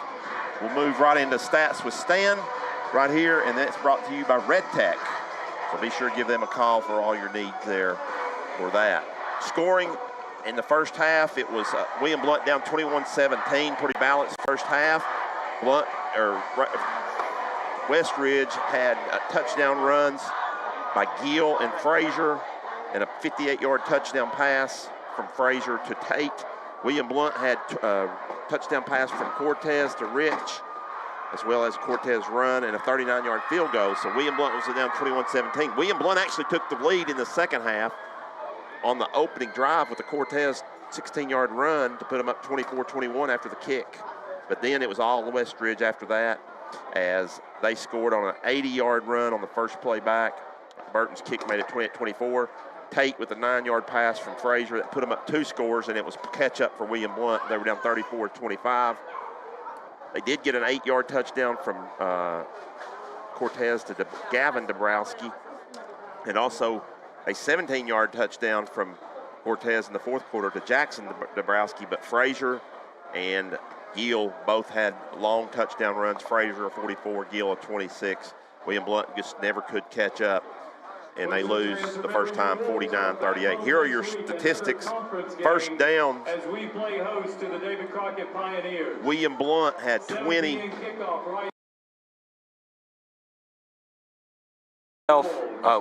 William Blount had 20.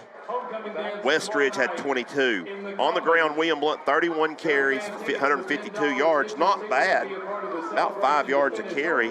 However, Westridge had 36 carries, for 358 yards. That's about 10 yards a carry.